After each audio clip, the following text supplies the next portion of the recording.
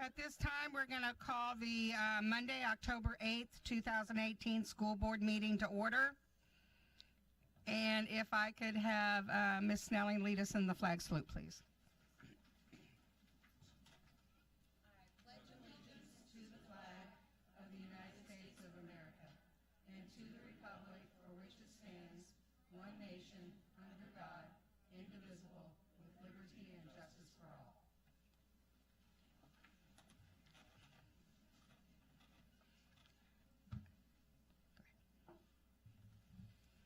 We want to welcome you to our board meeting and thank you for attending and supporting the work of the Anchorage School District and this board.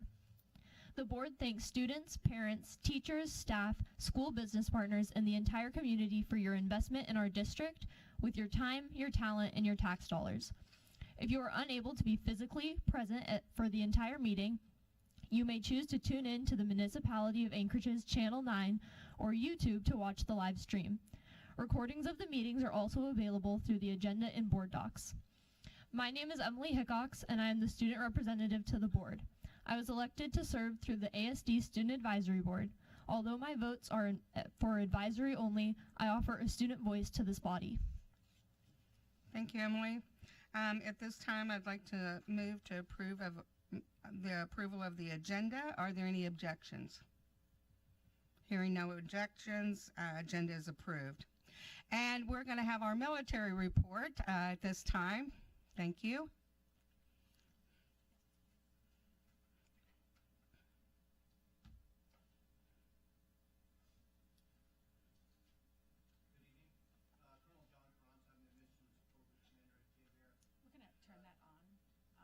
There you go. There we go.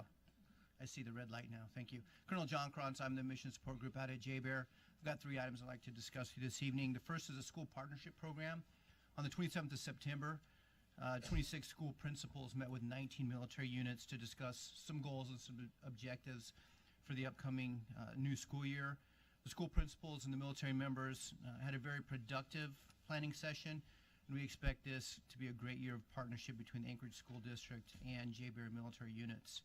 The second item I'd like to discuss is the J-Bear Town Hall we held on October 3rd. On the 3rd of October, we hosted a town hall at one of the theaters where Anchorage School District representatives could present information regarding the potential Mount Spur Elementary School closure and to answer some questions from parents and staff of the school. We had 28 parents that attended, along with several Mount Spur school staff, and they were able to voice their concerns, ask questions, and become more informed. So you mentioned that the next town hall meeting on Mount Spur will be on the 17th. Is there also a meeting this week on Thursday morning? Do you know, October 11th? Yes, we have the Community Action Council. That's an opportunity for us to get information widespread, And is that diverse open to topics. And this will be one of the topics that we'll put a slide up, Okay. and then members of the school board will be there in case there's any questions. Okay, and it's open to the general public also? It is open to the general public. Okay. Yes. Thanks. Any other questions? Well, thank you, sir. We Thank you. appreciate it. Thank you for everything you do. Yes, ma'am. To public testimony.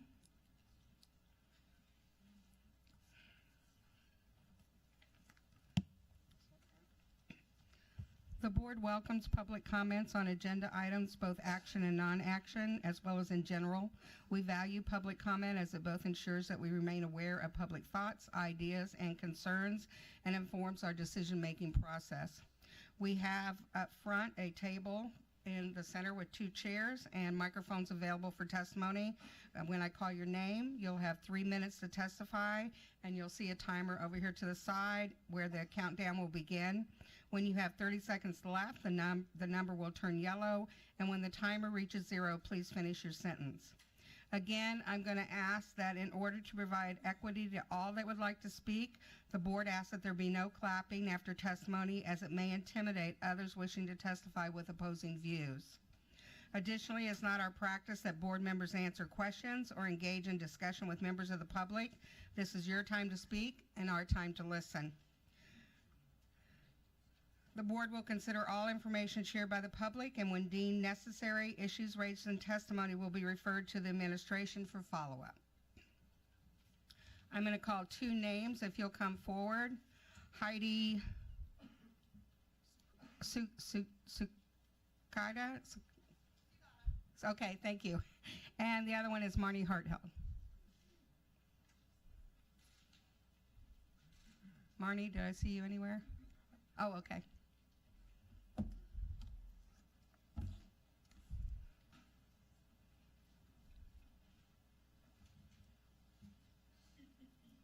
And when you see the clock, Heidi, you can start.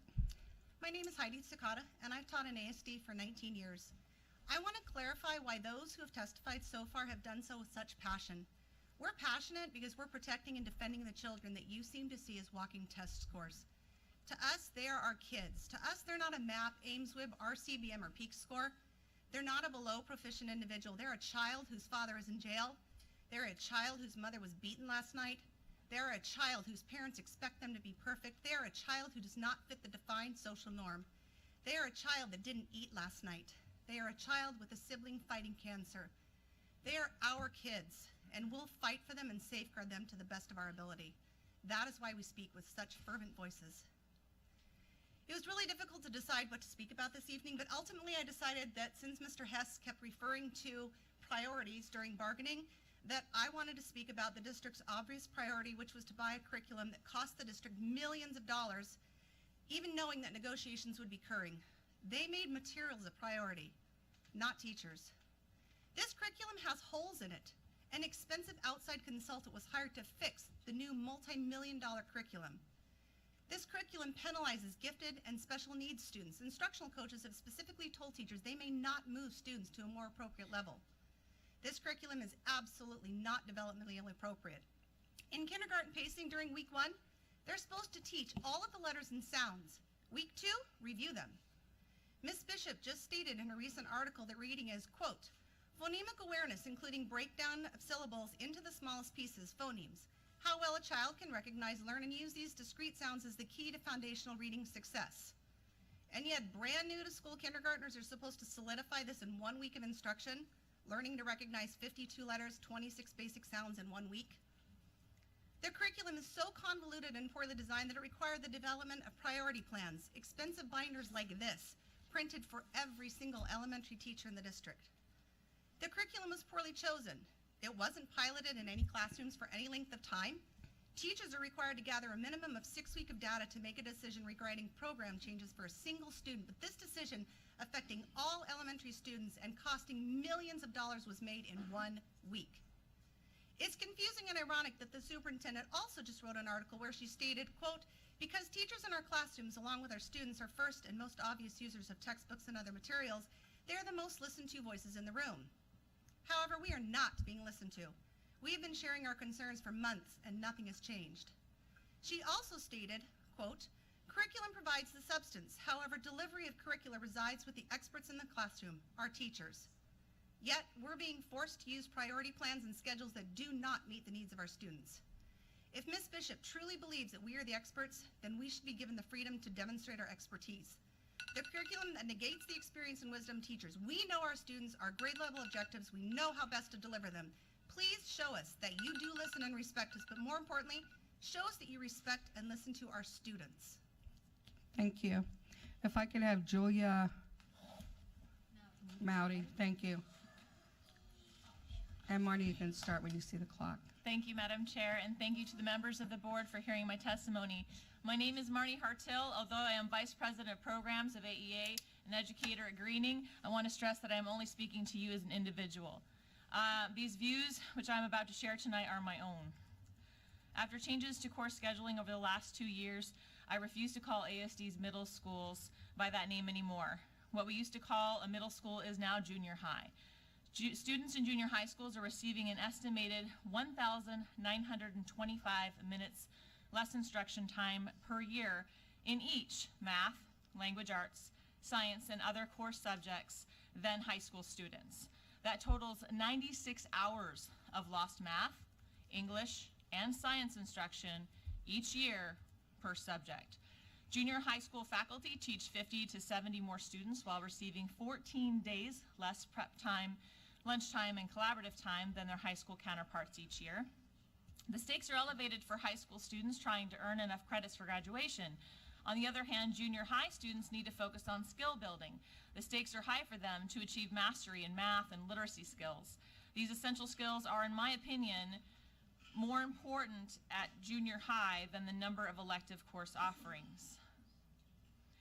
ASD's schedule changes away from middle school leave no time for STEM projects in math and science or community citizenship projects and social studies.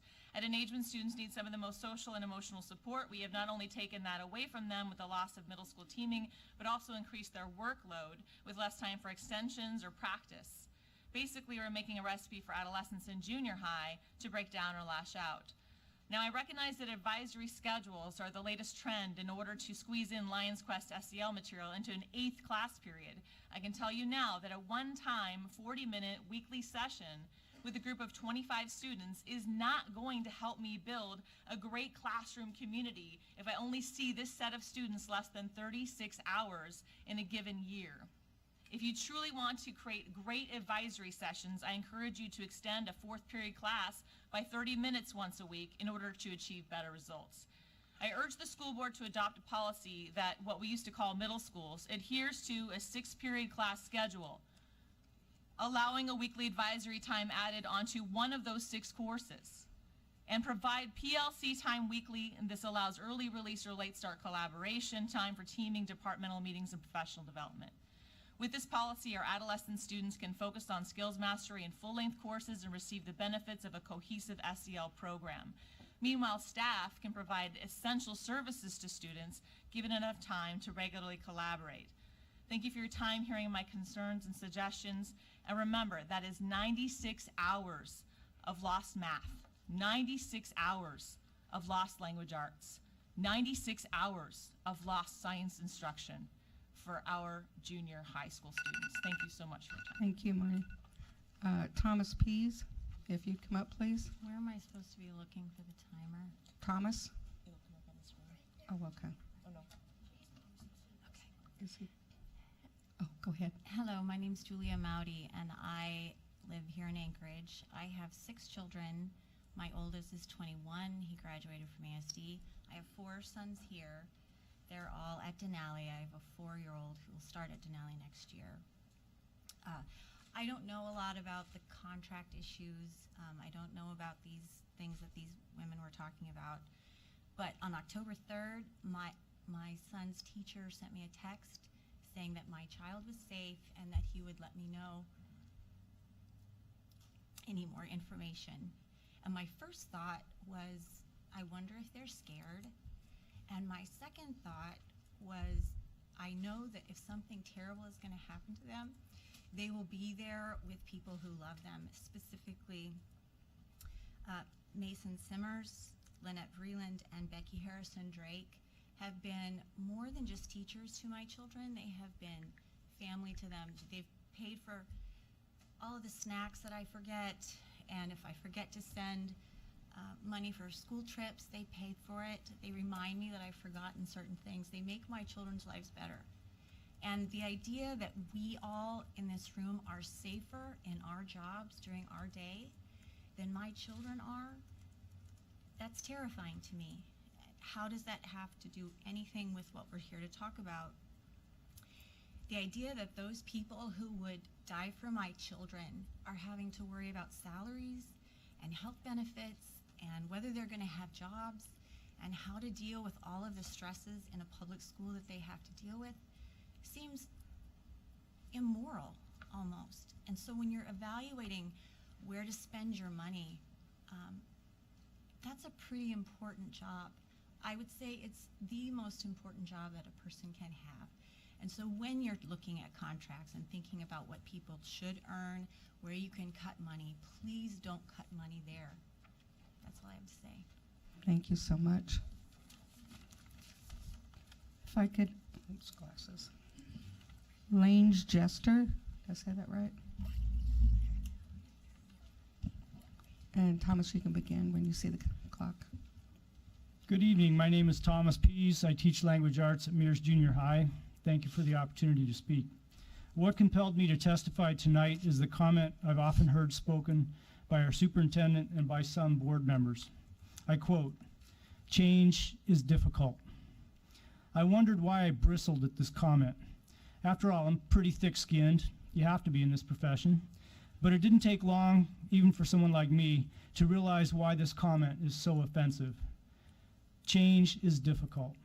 The implication is that educators resist change, which is both inaccurate and unfair.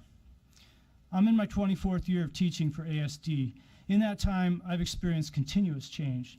Changes in principals, changes in work locations, changes in curriculum, changes in grade levels taught. I've witnessed changes to ASD spending priorities. I've seen so many changes to standardized testing that I can't name all the tests I've administered. I've also seen school boards and superintendents change, all of whom bring with them different philosophies and different agendas. But the mandated schedule and curriculum changes my students, my colleagues, and I have been subjected to these past 2 years constitute unprecedented change. Change is difficult. Before this body congratulates itself on all the changes it's made, please be aware that it takes about 5 years for an educator to become familiar with a new curriculum, to supplement that curriculum, and to master teaching it. 5 years. Every time this body changes curriculum, it disrupts instruction, it disrupts learning, and it temporarily invalidates test scores. This is especially true when new curriculum is rolled out with little professional training. Change is difficult.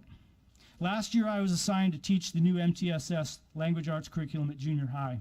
My first training didn't occur until mid-September last year. For the first 3 weeks of school, I was told to refer to a website for lesson guidance. At the first training, we asked about the ill-planned MTSS implementation. We were told that all the materials had been made available for review over the summer. Really? Does any legitimate institution believe that is professional development? Yes, change is difficult. Now we're changing again. ASD is piloting 2 language arts programs in junior high this fall with a new curriculum adoption intended for next year. This means that the MTSS class I teach, which is based on the current curriculum, will need to be rewritten after just 2 years. Change is difficult. Undoubtedly, these changes are made with good intentions. In fact, from where you sit, you probably view these changes as part of some larger educational revolution. But inside the schools, you're generating cyclones. Are we really helping our students when we change so much? Is ASD treating its educators professionally by changing a curriculum after just 2 years? Is all this change, including school start time changes, a wise use of public resources? Now that I think about it, our superintendent and our school board got it right. Change is difficult, especially when it's performed haphazardly and without recognizing how frequent changes negatively impact teaching, learning, and outcomes. And while we're in the midst of change, there's one more change I would welcome, our competitive contract. Thank you. Thank you. Matthew Paskin. Just press the button. See the clock at the beginning. Press the button when I'm ready. Okay. Hi, I'm Lang Jester. I'm an employee of Mount Spur Elementary School, and I'm also a resident of South Anchorage. I'm here today to ask you to use some common sense. Emotionally, I can give you about 1 million reasons why to keep Mount Spur open. But I propose this isn't about feelings, so I will just list some facts. Mount Spur is centrally located on the base. All of the other schools are at the opposite ends of the Richardson Gate and the Government Hill Gate. Aurora and Orion are physically right across the street from each other. Geographically, it makes common sense to close one of them. Mount Spur is at 76% capacity, not the below 50% capacity as stated in the handout to the community and on the website. This handout was misleading. We only fell to 50% when the school is combined with Orion's and Aurora's current enrollment. As per Mr. Roth, Aurora is at a 33% capacity and Orion at 43% capacity. Mount Spur's enrollment is higher than both Orion and Aurora's. The company hired to evaluate school closures selected Orion. Mount Spur wasn't anywhere on the report. To quote Commander Sank, there is no new growth projected on the base for the next 5 years. Based on this alone, Aurora literally has so much capacity left over that the entire student body of Orion could fit with room left over for more. Orion costs $5 million a year to keep open and Mount Spur costs $3 million. Both Ursa Major and Ursa Minor were not included in the capacity calculation even though they're on the base and even though both are above 100% capacity. Mount Spur's attendance rate is among the highest in the district. Our kids want to come to school. We're at 96.3%. We're an awesome place to be. Mount Spur peaks tests are in, and even with 4 principals in 5 years, we are in the top for the district because we work as a team. Our entire student body will have to be bused if Mount Spur is closed. We also are the temporary lodging facility school. Our numbers are up and down all year with children who may come in for just 2 or 3 days even. Many of these families do not come with vehicles and have no way to get to the other schools even to register. Now, all of these facts lead me to ask some questions. First, with teachers going on a 6 year of not having a contract, why in the world would we not close the school that was recommended that gives us the best budget? And why, if we're serious about budget cuts and realize there is no projected growth, would we close the school that has the most students? Why wouldn't the district rezone, especially since Ursa Minor and Major are above capacity? With the focus on attendance, why would we break up a place that children want to go to? And why would you want to break up a team that is in top for your peak testing scores? If we are really serious about the budget, why would we ignore Western Demographics, who we hired to evaluate how to save money, and not take their advice? The numbers don't add up, neither does the common sense. Why would ASD even consider doing any of this when the Department of Defense just approved a $717 billion spending budget, over $100 billion more for fiscal year 19, and is adding a significant number of troops, and drilling in the Anwar was approved this year? Should we possibly be anticipating growth instead of cutting anything? Why would we make decisions when the future holds does not look 100% clear? Either way, $5 million has a much bigger impact on the budget than $3 million. Maybe we should listen to the experts that we paid. That's all. Thank you. Thank you. Allison Paskin. And Matthew, you can begin when you see the clock. Good evening. I'm here to speak about the proposed Mount Spur closure. I've reviewed the consultant's slide-out brief on the ASD website about the study conducted. The consultant recommended Orion close, and the weighted factors support that conclusion. ASD administration subsequently considered additional data not part of the study. I request the board have the ASD administration explain in detail to you the added data and to understand why this change was recommended in their opinions versus then the consultants. Also, take a look at the fact sheets and what was discussed in the town halls. You've already heard about the difference in capacity. As we know from simple math, you can't do aggregate numbers. You have to look at it individually. And you've already heard about Mount Spur's student capacity. Having full-time music and art teachers, they have plussed up and said this is going to be some added bonuses. But the students still receive the same in-class time whether you have a traveling art teacher or music teacher, or whether you have one that's permanently assigned to the school. So I don't see the gain in benefit for the student for actual in-class time as posted.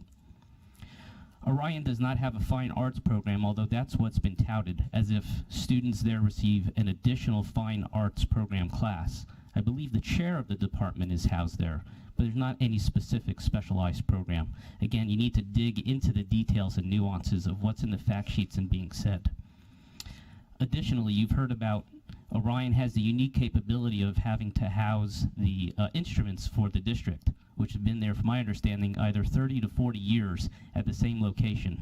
So I'm not sure what specialized climate control facilities were built there in these very, very old 1950s facilities, but I would challenge that in the school summer period, which is less than 90 days, what do we significantly gain from that? Have we actually looked at the other alternatives of where these can be stored? Perhaps there's actually savings that could be considered, and that's something that you should task the district to look at before you make your decision.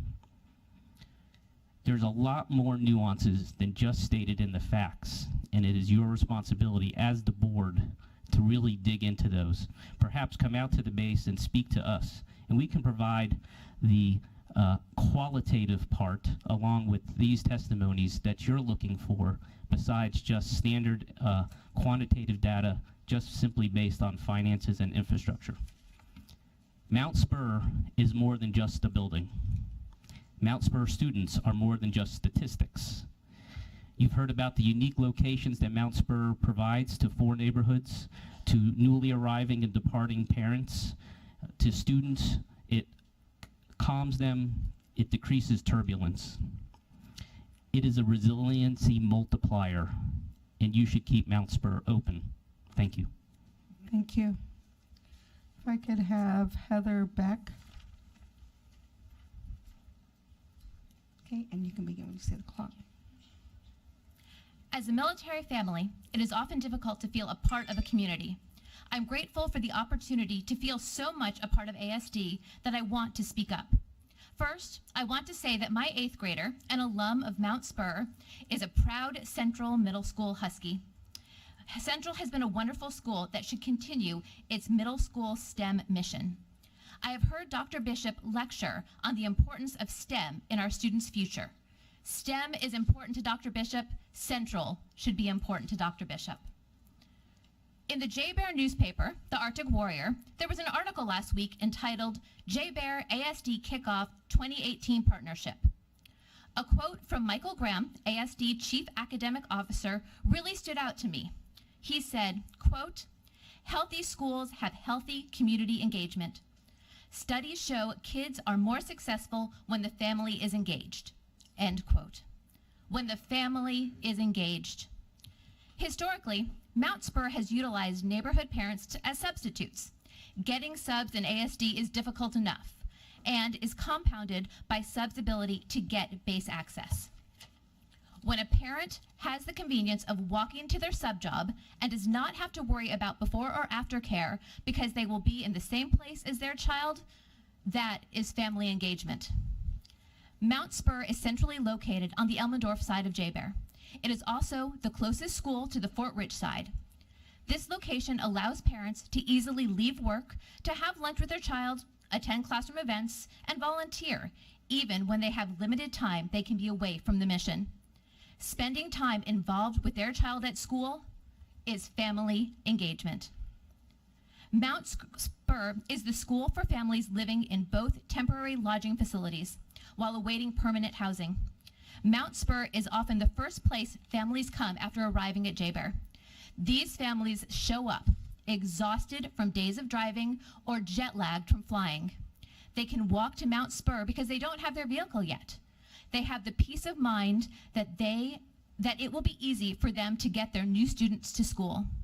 Mount Spur welcomes these new students and acts as ambassadors to J-Bear, Anchorage, and Alaska for the families. We engage the families, make them feel like this will be a good place for their children and their entire family. The Mount Spur Neighborhood Elementary School provides parents and students the unique experience that does not occur in military families most of the time, whether overseas or in the lower 48. Mount Spur teachers' legacy of influence on their students is long-lasting. Every year, teachers receive high school and college graduation announcements, wedding invitations, even a few birth announcements from former military dependents. These teachers made an indelible positive impact on these students' lives. Mount Spur has a long history of family engagement, one that sets it apart from other schools. Another reason to keep Mount Spur open. Thank you. Thank you. Diane Scheib. And you can begin when you see the clock.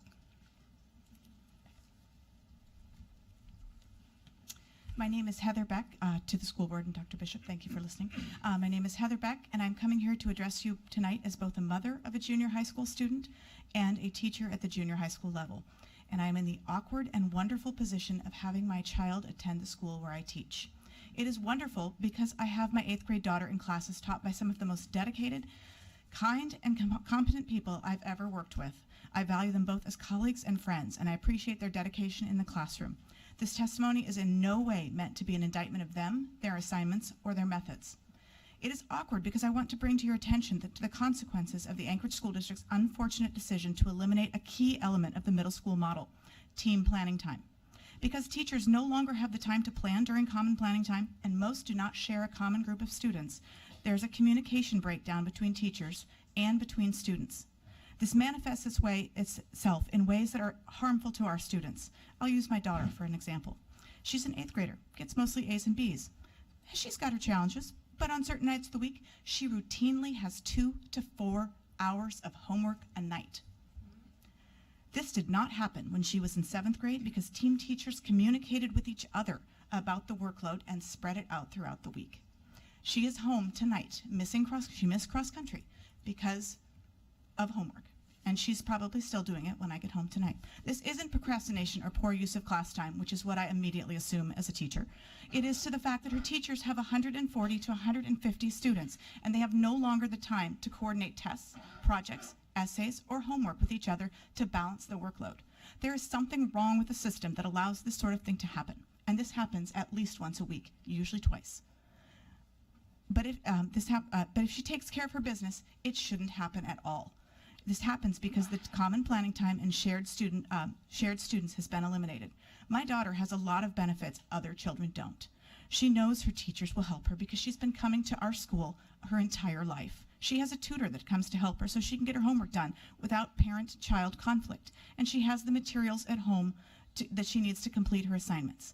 By eliminating a key element of the middle school model, the ASD has taken away the academic safety net most middle school students need to set them up for later success in high school and beyond. By eliminating team time, what you are saying is that a 12-year-old student coming to middle school must follow a 7-period schedule that is arguably more rigorous than a 6-period high school day. And I ask you to ask yourselves, how is that right for our students? Thank you. Thank you. If I could have Katrina Tim. Okay. And Diane. Hello, my name is Diane K. Scheib, and I am the Mat-Su Valley Education Association President. I know that as a responsible school board, you will want to know some of the ramifications actually experienced by implementing the 7-period day. I'm here to share with you what really matters, what happens in the classroom. Recently, I notified my members that ASD had moved some schools to the 7-period day and is considering spreading it to other schools. The spontaneous outpouring from my members was overwhelming. They wanted me to testify today in order to help save the Anchorage students and teachers from this mistake. Because of time constraints, I can offer only one teacher's testimony. A middle school social studies teacher wanted me to tell you this, and I quote, "When I started teaching middle school, I shared fewer than 60 students with another teacher. Talk about being able to build relationships and support them and their families in the transition to middle school. Now I have 210 students on my rosters. The grading alone swamps me, and I can no longer provide the feedback I once did." If she can't even keep up with the grading, how can she make meaningful connections with students? She can't. An interesting twist happened across the district as well. Due to the increase in the number of classes kids were taking, more students were able to graduate earlier. This had a negative financial impact on the district. As a result, the district increased the requirements for graduation. The increase was about keeping students in school to gain the funding for those students rather than looking at what was best for students academically and socially. One reason given for going to this schedule was that it would save the district from having to cut teacher positions. That is not what happened. Positions have been cut in every school. Because of these cuts, there are fewer teachers to cover the increase in classes, which resulted from this schedule.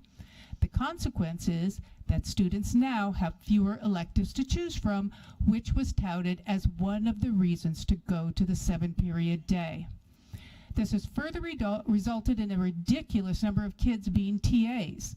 At many high schools, teachers are being forced to take 4 or 5 TAs because the kids have nowhere else to go. At the Career Tech High School counseling office last year, they had 12 TAs in 1 hour. That's not academically sound. I understand that the school board has financial pressures that they must address, but the 7-period day is not the answer. Look for a way that will result in the increased academic success for all students. It will require a great deal of creativity and effort on all our parts, but ASD students are worth that. Thank you. Thank you. If I could have Fiona Worcester. Thank you. And Katrina, you can begin when you see the clock. Thank you for the opportunity to provide these comments to you. My name is Katrina Tim. My husband is Ross Tim, a graduate of Diamond High School. I serve on the Denali Montessori PTSA board. These comments represent both my own and the board. Our oldest daughter, Julia, has attended Denali Montessori since kindergarten. She is now a 4th grader in Ms. O'Hara's class. You may recognize this name as a teacher who stepped up for Principal Dean during the shooting that occurred in the parking lot of Denali last week. A number of heroes for our school community rose during this event that no parent ever imagines occurring on school property. I am forever grateful for the brave acts that help lessen the impact of that day on our students. In today's world, educators play a role far beyond traditional teaching. Tonight, I'm here to talk about the opportunity you as a board have to impact the outcomes of our students. The upcoming meeting with the mediator called that in to negotiate the contract between the AEA and ASD should be entered in good faith to work toward a resolution. Our teachers deserve to be focused on our students, not the Byzantine contract terms. When the federal government is called to mediate negotiations after 10 bargaining sessions have failed, it seems that something is fundamentally wrong. In reading the notes from the September 13th bargaining meeting provided on the AEA website, you can see the final breakdown of the negotiations. The lack of engagement of the ASD on issues, entire articles come back unchanged, and on top of that, the pointing to statistics and metrics, all the while calling for standardization under the guise of keeping pace with technology. This is an old argument. Standardization seems like such a generic approach to education. Teachers need to be allowed to teach and be recognized as professionals. They need negotiations that move to a contract with fair terms. I feel that the ASD board should be held accountable for ensuring our students have access to teachers that are not dealing with unsettled contracts. In addition to factoring in impact of increasing class size to the ability of teachers to provide for the safety and well-being and peace of mind of those students and parents, there is one last important consideration. The 402 language that addresses the flexibility to provide elementary students recess time should be adopted. Kids deserve this time to become better students and socialized citizens. In closing, thank you for listening and thank you for considering these thoughts. I'm grateful for the opportunities and education our daughter is receiving through the ASD. I hope that the negotiations are productive. Thank you. Michelle. Thank you. And you can begin when you see the clock. Thank you. I want to thank you guys for the opportunity to speak. My name is Fiona Worcester. I'm a 8th grade language arts teacher at Golden View Middle School. I'm really impressed by the teachers and parents and how much they care, and it's really amazing to be able to speak with them here tonight. I'm here as a teacher and as a community member, and I think it's important to speak up because as a teacher and as school board members, all of us are working towards the future. We're working towards results that are 5, 10, 15, 20 years down the line, and I think all of us have resolve, and we are all keepers of the public trust, and that those are where our goals lie. And I'm here because the bottom line is I'm concerned because at the middle school level, I believe kids need the support and extra oversight that teachers can only create through collaboration. And the collaboration that we've lost with the loss of team planning time, I'm concerned about the future impacts of that loss. I'm sure you know how the middle school model works. When I was here as a student in the district in 1998 at Romig, I was in a team myself. As four teachers, we provide education to 100 and 135 kids. We share core expectations. We have common time to come together to share tips and tricks for particular students. During that time, we can meet with parents and collaborate across our different subject areas to provide a more cohesive education that actually reflects what kids will be doing in their lives in the future. The relationships that we build, the collaboration that we have, the way that kids can open up to us, the way that we can juggle particular kids and send them to different rooms and try different tactics, and that is not going to be possible without the collaboration. And right now I'm really concerned because kids are falling through the cracks.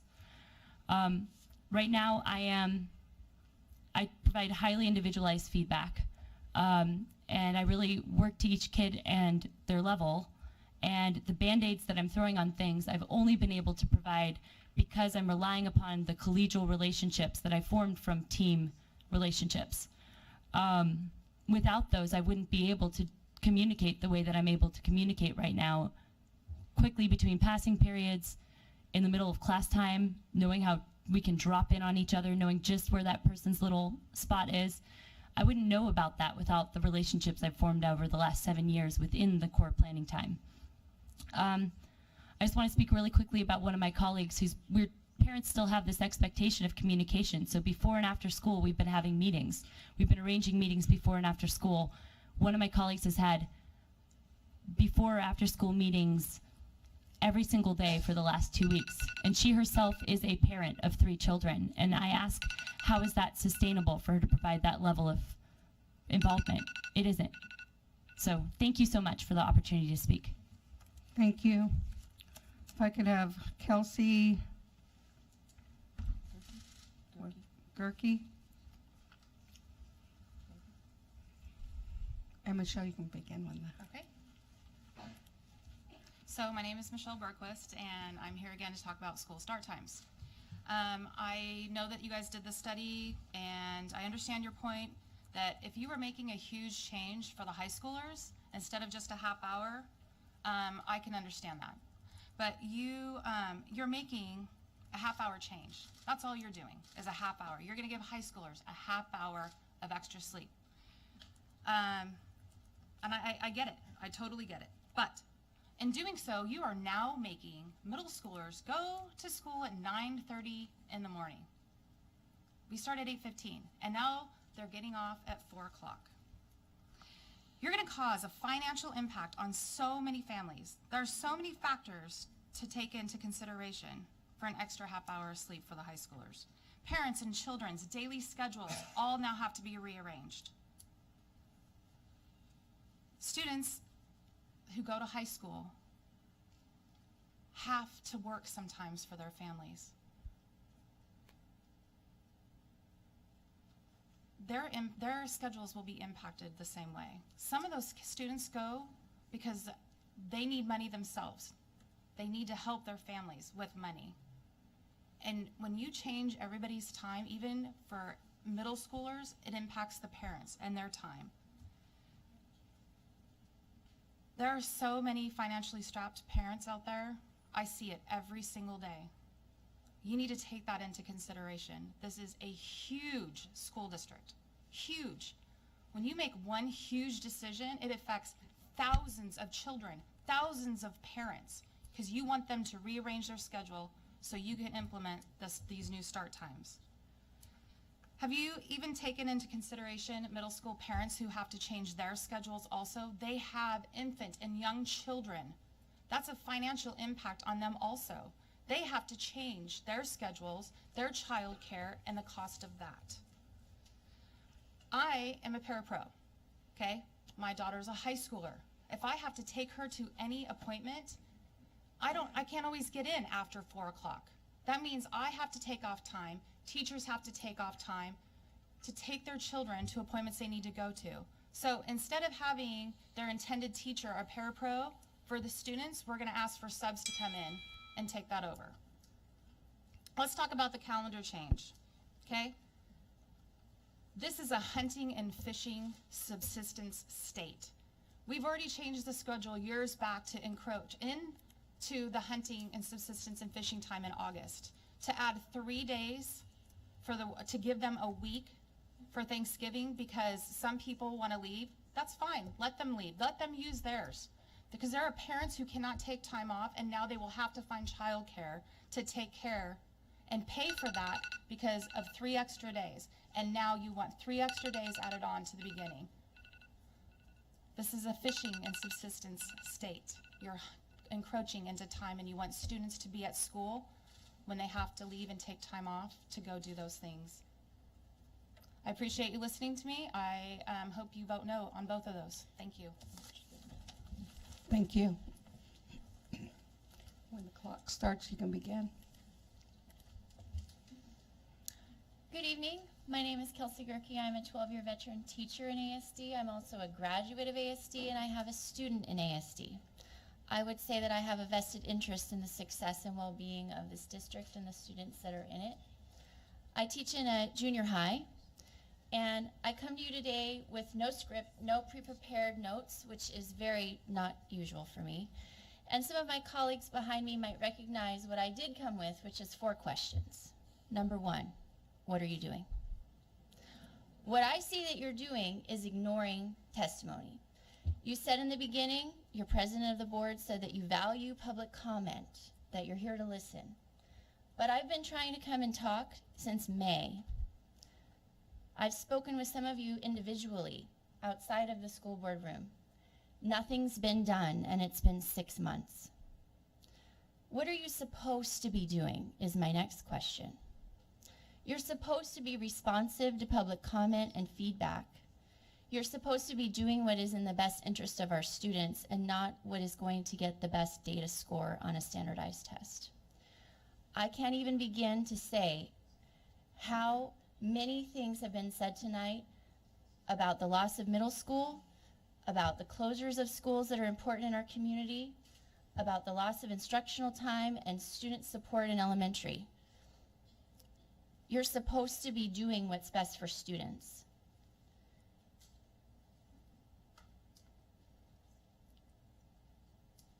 In my career, I have done some really great things, and they've all been in a teaming model. Doing Project Citizen for over 10 years, going to state, having projects go to nationals. Some of your even decisions to do a school start time change were suggested by an 8th grade Project Citizen 5 years ago.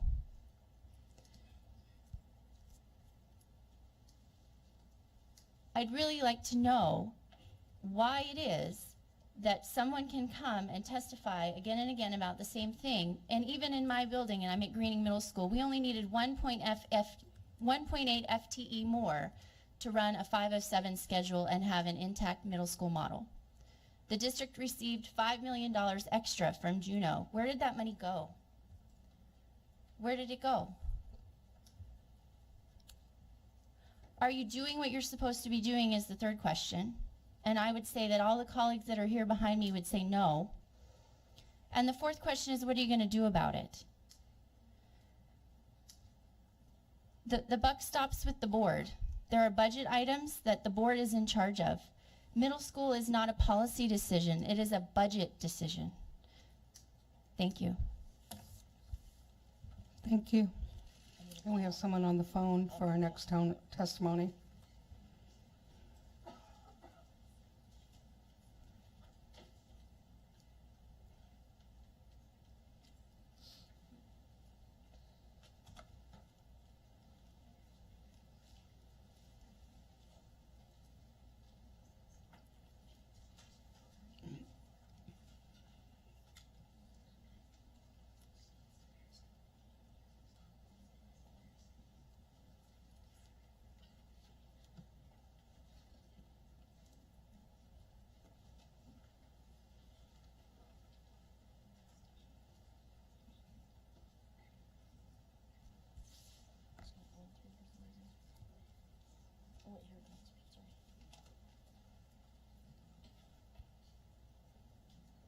Chelsea? Hi, this is Katie. I'm calling from the school board meeting for your public testimony. Okay, I'm going to put you on speakerphone, okay?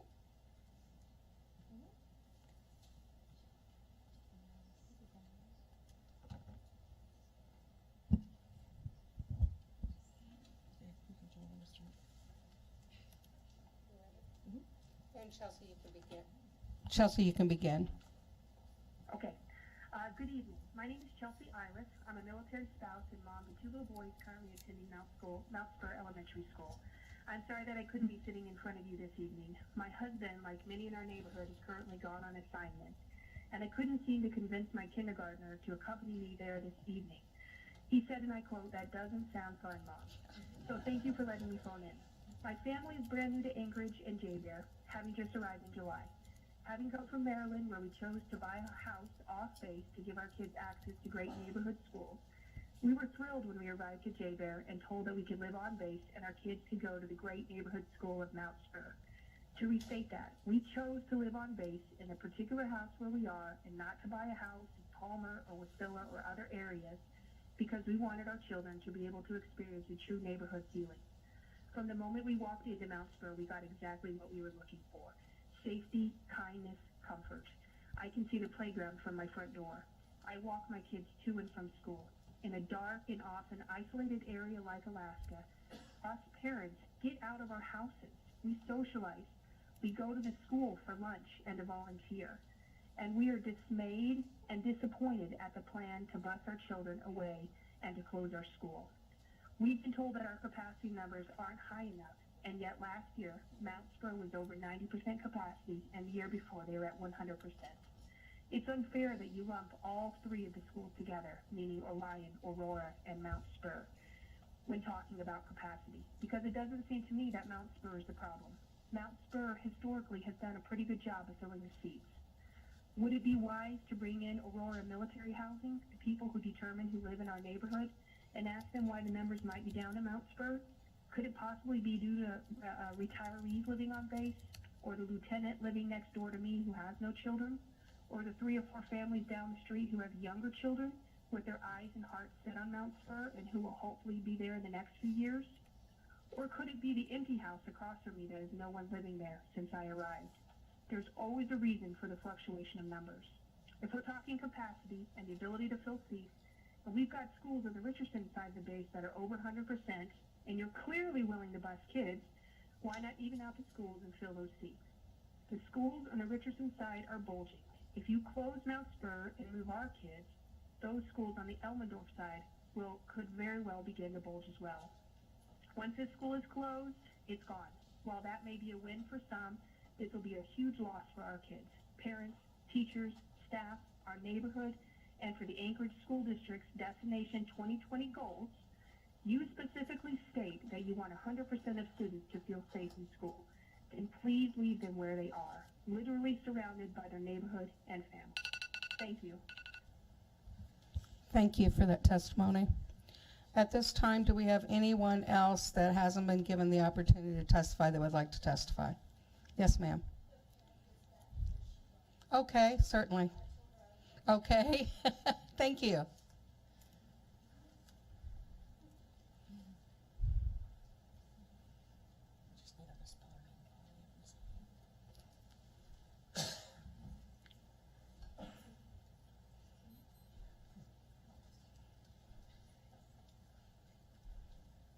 Hi there.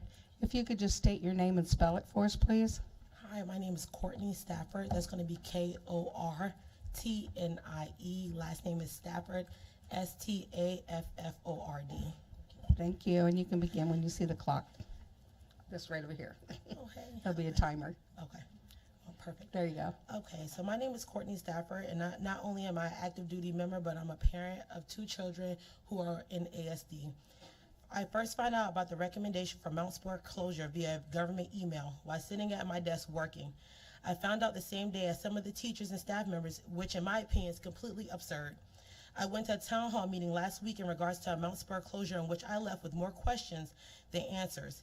I left feeling insulted by some ASD representatives telling me that Mount Spur enrollment is common knowledge, in which I found funny because if that was the case, I'm sure some parents, including myself, would have taken that into consideration when applying for a lottery and enrolling my child into Mount Spur.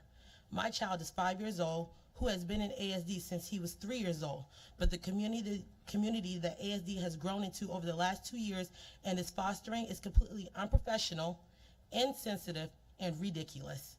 My child has ADHD, phonological, and receptive disorders with impulsive tics. So the first thing I look for when placing my child in a school is not a basement with warm storage for music equipment or a $5.75 million gym at which he will spend a total of 54 hours in, but I look for a staff that are caring and have an open heart with no boundaries for what they are willing to do to help my child succeed academically, behaviorally, and socially. Personnel like Ms. Paskins, Ms. Gesture, Mr. Grayson, Ms. Wolf, and Mrs. Bragg are reasons why I trust my son are in a wonderful hands and in a great school to unlock educational and behavioral wonders he never knew he possessed. To simply take this away because of an excuse to maximize the quality of educational opportunities while reducing costs is completely ridiculous, especially from listening to previous testimonies about how ASD is still making expensive mistakes in what curriculum they are investing in, only to have holes that need to be patched up. Let's be clear. We are not closing Mount Spur to maximize educational opportunities. We are closing Mount Spur due to mistakes that the ASD board has continually to make with budget and investments. My son is not a walking dollar sign, but my son is a child who needs emotional and developmental needs that cannot be matched by a dollar sign, but with a caring and nurturing staff.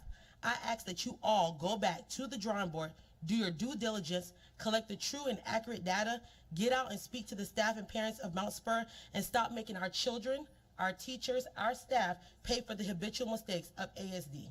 Thank you. Thank you for your testimony.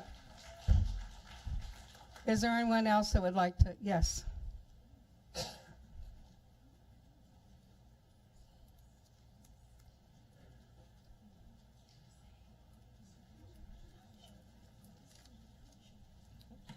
If you could state your name and spell it, please. Sure. My name's Linda Hewlin, H-U-L-E-N, and I did sign up on a sheet. Oh, you There's did? 2 sheets up there. Oh, Oh, Am I in the wrong place? yeah, we've got you down for action items for when we actually talk, but if you want to speak now, that's Yeah, can I fine. go ahead? The reason I'm here is that this calendar got changed, gosh, I don't know how many years ago it was, and I didn't realize it until I walked in that year and realized that our conferences in third quarter had been changed. And that's what I want to talk about. You guys are talking about the calendar.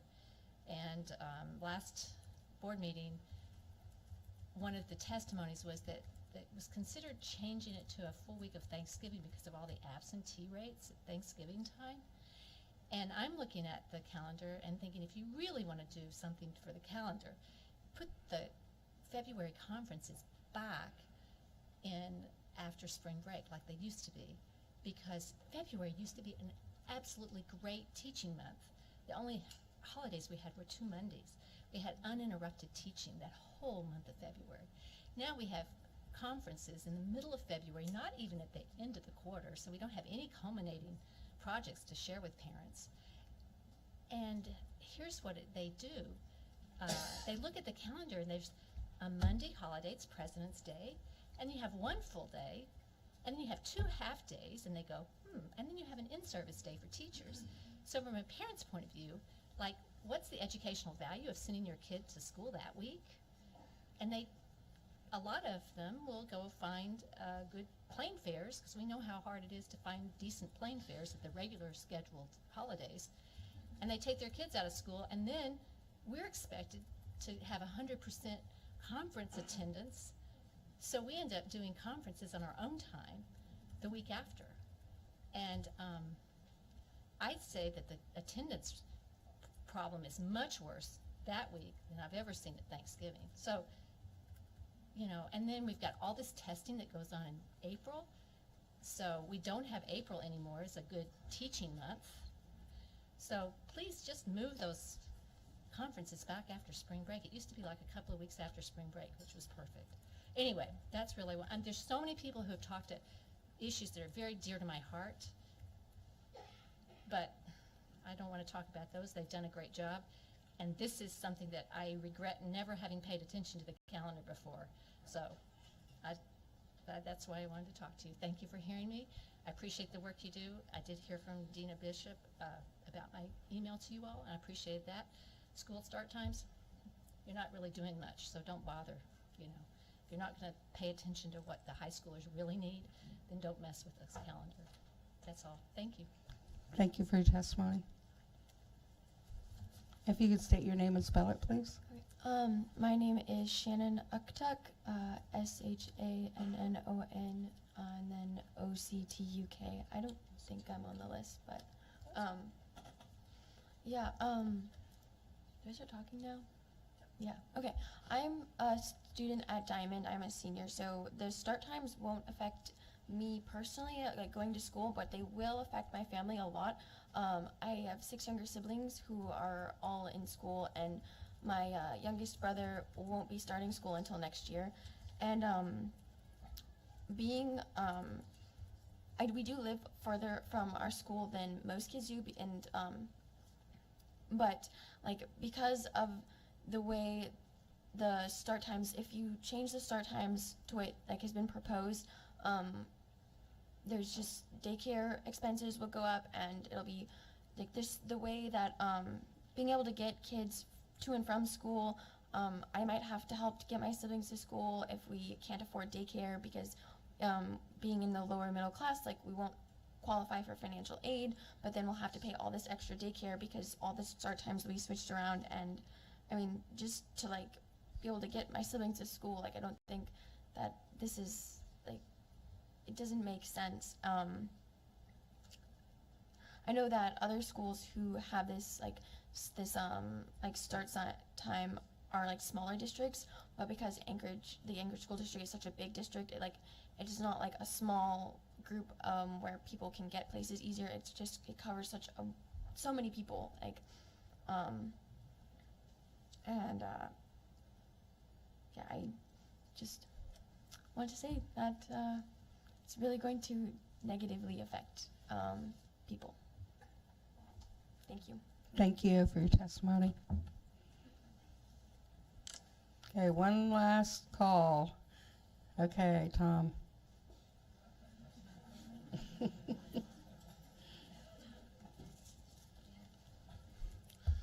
Good evening, Madam President, Board Superintendent. Tom Claymeyer, AEA President. I wasn't going to testify this evening, and I have more of a question than perhaps testimony.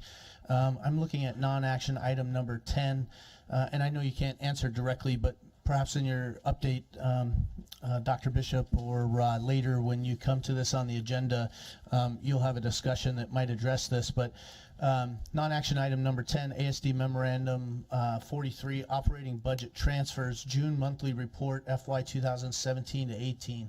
And it appears to me that last June, as we finished the year, there was a reallocation to balance the budget, overages and under budgeted amounts to balance, which is great.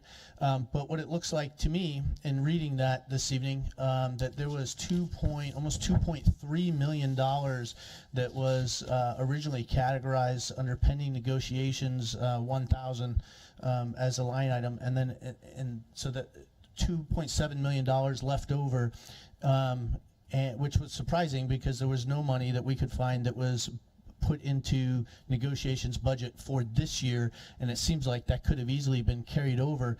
Instead, it appears that that was spent on upgrading the board microphone system, lawnmowers, Chromebooks, ELA curriculum, classroom projectors, student devices, paint, carpet, roofs, auditorium equipment, map testing, band equipments, kilns, 2 playgrounds that were damaged by fire, football helmets, air filters, custodial equipment, tennis court resurfacing, and grant writing. And so either, if I'm reading this incorrectly, then that's kind of what I'd like to understand, because part of the contract negotiations, of course, is saying that there is no money, there never is money, and a mistrust of whether or not that's true information. And a point that's been made is that it's a priorities issue where we're spending the money. And if that is true, that there was $2.3 million available for negotiations, which is equivalent to about a 1% raise, and then the choice was to spend it on these other things, then that's a very real decision that was made in June while saying there was no money for a raise. So I would just like some clarification on that at some point, if you would, please. Thank you. Thank you. All right, we are going to move forward. There is room for testimony at the end of the board session, and if there's any action items, you're welcome. I'll call for testimony during that time also. So at this time, we're going to move into the superintendent's update. Dr. Bishop? Thank you, Madam President. And I'll try to do my best to answer Tom's question as well, as well as Jim Anderson. I've been requested to share some information on enrollment and hot topics and feedback from our last meeting. But first things first, we have a school business partnership report that we're happy to give, and I believe they're in the room. There they are. All right. Please come forward. And this is a picture I visited Golden View, and I just wanted to share right above the picture of some logos, it does say School Business Partnerships, a pretty neat project. I guess, art classes and the teachers design special logos for their partners, and they hang all around the atrium. It's a pretty neat thing, so we added that picture in there. So I'll turn it over to you. You can introduce yourselves and then just share the information about the School Business Partners. I have met many of you, and so, but I am Bethany Fernandez. I'm the Executive Director for School Business Partnerships, and I have seen many faces around. But I wanted to, traditionally, the Executive Director has given the report, but I would like to include our board. So Marla Thompson is our board chair for this year, and so I'd like to hand things over to her. And thanks for inviting us tonight. We just sent out the annual report, so everybody should have a copy of the annual report. We are very excited. The School Business Partner Program is really all about connecting businesses with schools, and we have over 600 partnerships. This year we're excited because there are almost 9,000 hours of tutoring that have been donated by the different programs and the different businesses. So that equates to 13% of the different types of contributions we get. We are more into the, not the cash donations, but more spending time in the schools and really working with the staff to see what is most needed. Could be reading a book, doing interview questions, or just helping the teachers out. So that's some different things that we do. Let's see. We want to thank the board, and we appreciate that the board members join us in the different events that we have, and so we're open for any questions you might have. Any questions from the board? Okay, that's great news. Thank you so much for partnering with us, and we certainly do it better with you. Thank you. Thank you, Marlo and Bethany. Get your pillow. Sorry. Bethany's going to have 2 babies soon. The next item was the enrollment, and I wanted to share with the board as well as with the public that the official, what they call OASIS count, and OASIS is just the student management system for the state, for which they keep count of student information and specifically the count and where students attend schools, began October 1st and will end on October 26th. It's a collection of 4 weeks, and so it is a mean enrollment or a average enrollment of that time. So it does account for students who have moved in for a time and back out for a time. But what happens in these 20 days in October actually determines the funding for the present year for which you live. So there isn't necessarily a pre-funding. And interestingly enough, this time presently right now in October and November is a time where we're closing out the last year's budget. We're operating presently with this year's budget, not knowing how much money is really coming because it is based on student enrollment. And then by the first week of November, we send in a count of next year. So it is a pretty tricky process. Our student count does come from demographers that partner with us, and they study everything from the real estate to live births to cohort as we matriculate our cohorts forward. The enrolled students as of September 30th was 46,435. Which is 775 less than projected. And just a variance of the breakout, The high school students looks to be a large number, but technically, if you notice, there's 285 increases in alternative schools, and a lot of those secondary programs, such as King Tech High and the growth of Alaska Middle College, really accounted for a lot of those students choosing. When they are charter schools, we have a couple that are middle school or 3 or 4. Majority are elementary schools. So our students and our families are having choices around the district between alternative and charter. So that's just a breakdown. But overall, we're 775 less students. It doesn't necessarily mean that the bottom line for finances will be affected. The average number, the base student allocation, you can go to the next slide, is a little over $5,900 per student. However, as you recall, the average daily membership is, what is the average membership over those 20 days? It actually is run through the state foundation formula, and I'm just going to share this again with everyone so that they understand how the district actually receives resources. The majority of the district's resources does come from the state, and based on what the state provides is what the city can give, and our city gives the maximum amount of funding. School districts don't make money, of course. The student count is what does provide the revenue. We do not, such as other states, have an availability to levy the local community for additional taxes. It's strictly at the state level. And then in the operational budget, we receive about 1% of funds through things such as some special programs, as well as the FCC gives us money for technology.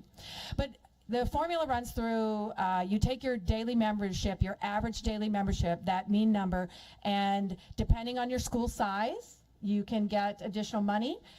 Interestingly enough, smaller schools have a bigger sign, meaning that if they're about 450 or under, if they grow over 450 at an elementary level, we the finances go are shortened with that, but 450 is the best number. And at high schools, it's about 1,100. So we have large high schools over that amount, and for each student over that amount, they would receive a portion less. So I believe at East High, every student over 1,100 is getting 87 cents on the dollar instead of 100. So it's interesting how that works. It's also put in a district cost factor, which the board has brought up in regard to Anchorage is the one, so you multiply, there's no change for the cost factor for the Anchorage School District. We are the only school district in Alaska for which there is no change because they count us as the center of the economy. There has been challenges to that in that it is more expensive to live in Anchorage than other areas of the state, and we'll see, I know Member Donnelly and some other members are working on that. There's a special needs factor, which is a 20% general addition or a multiplier for such things as bilingual education, special education, gifted, talented, and voc ed. And those are where additional classroom teachers and programs support the needs of students with different needs. So there's a voc ed factor of 1.5 in addition to that. That was made a few years ago as a statement from the legislature about valuing vocational ed. It's now called career and technical ed, but in the foundation formula at the state level, they still call it voc ed. And then there's an intensive needs factor, and for any student that qualifies in the 6 subsets of qualifiers for special education, it would be considered intensive needs, and they would be multiplied, each of those, by 13. So we could, such as last year, have a decrease in general enrollment and an increase in intensive needs, but because the multiplier is greater, it wouldn't be a significant amount.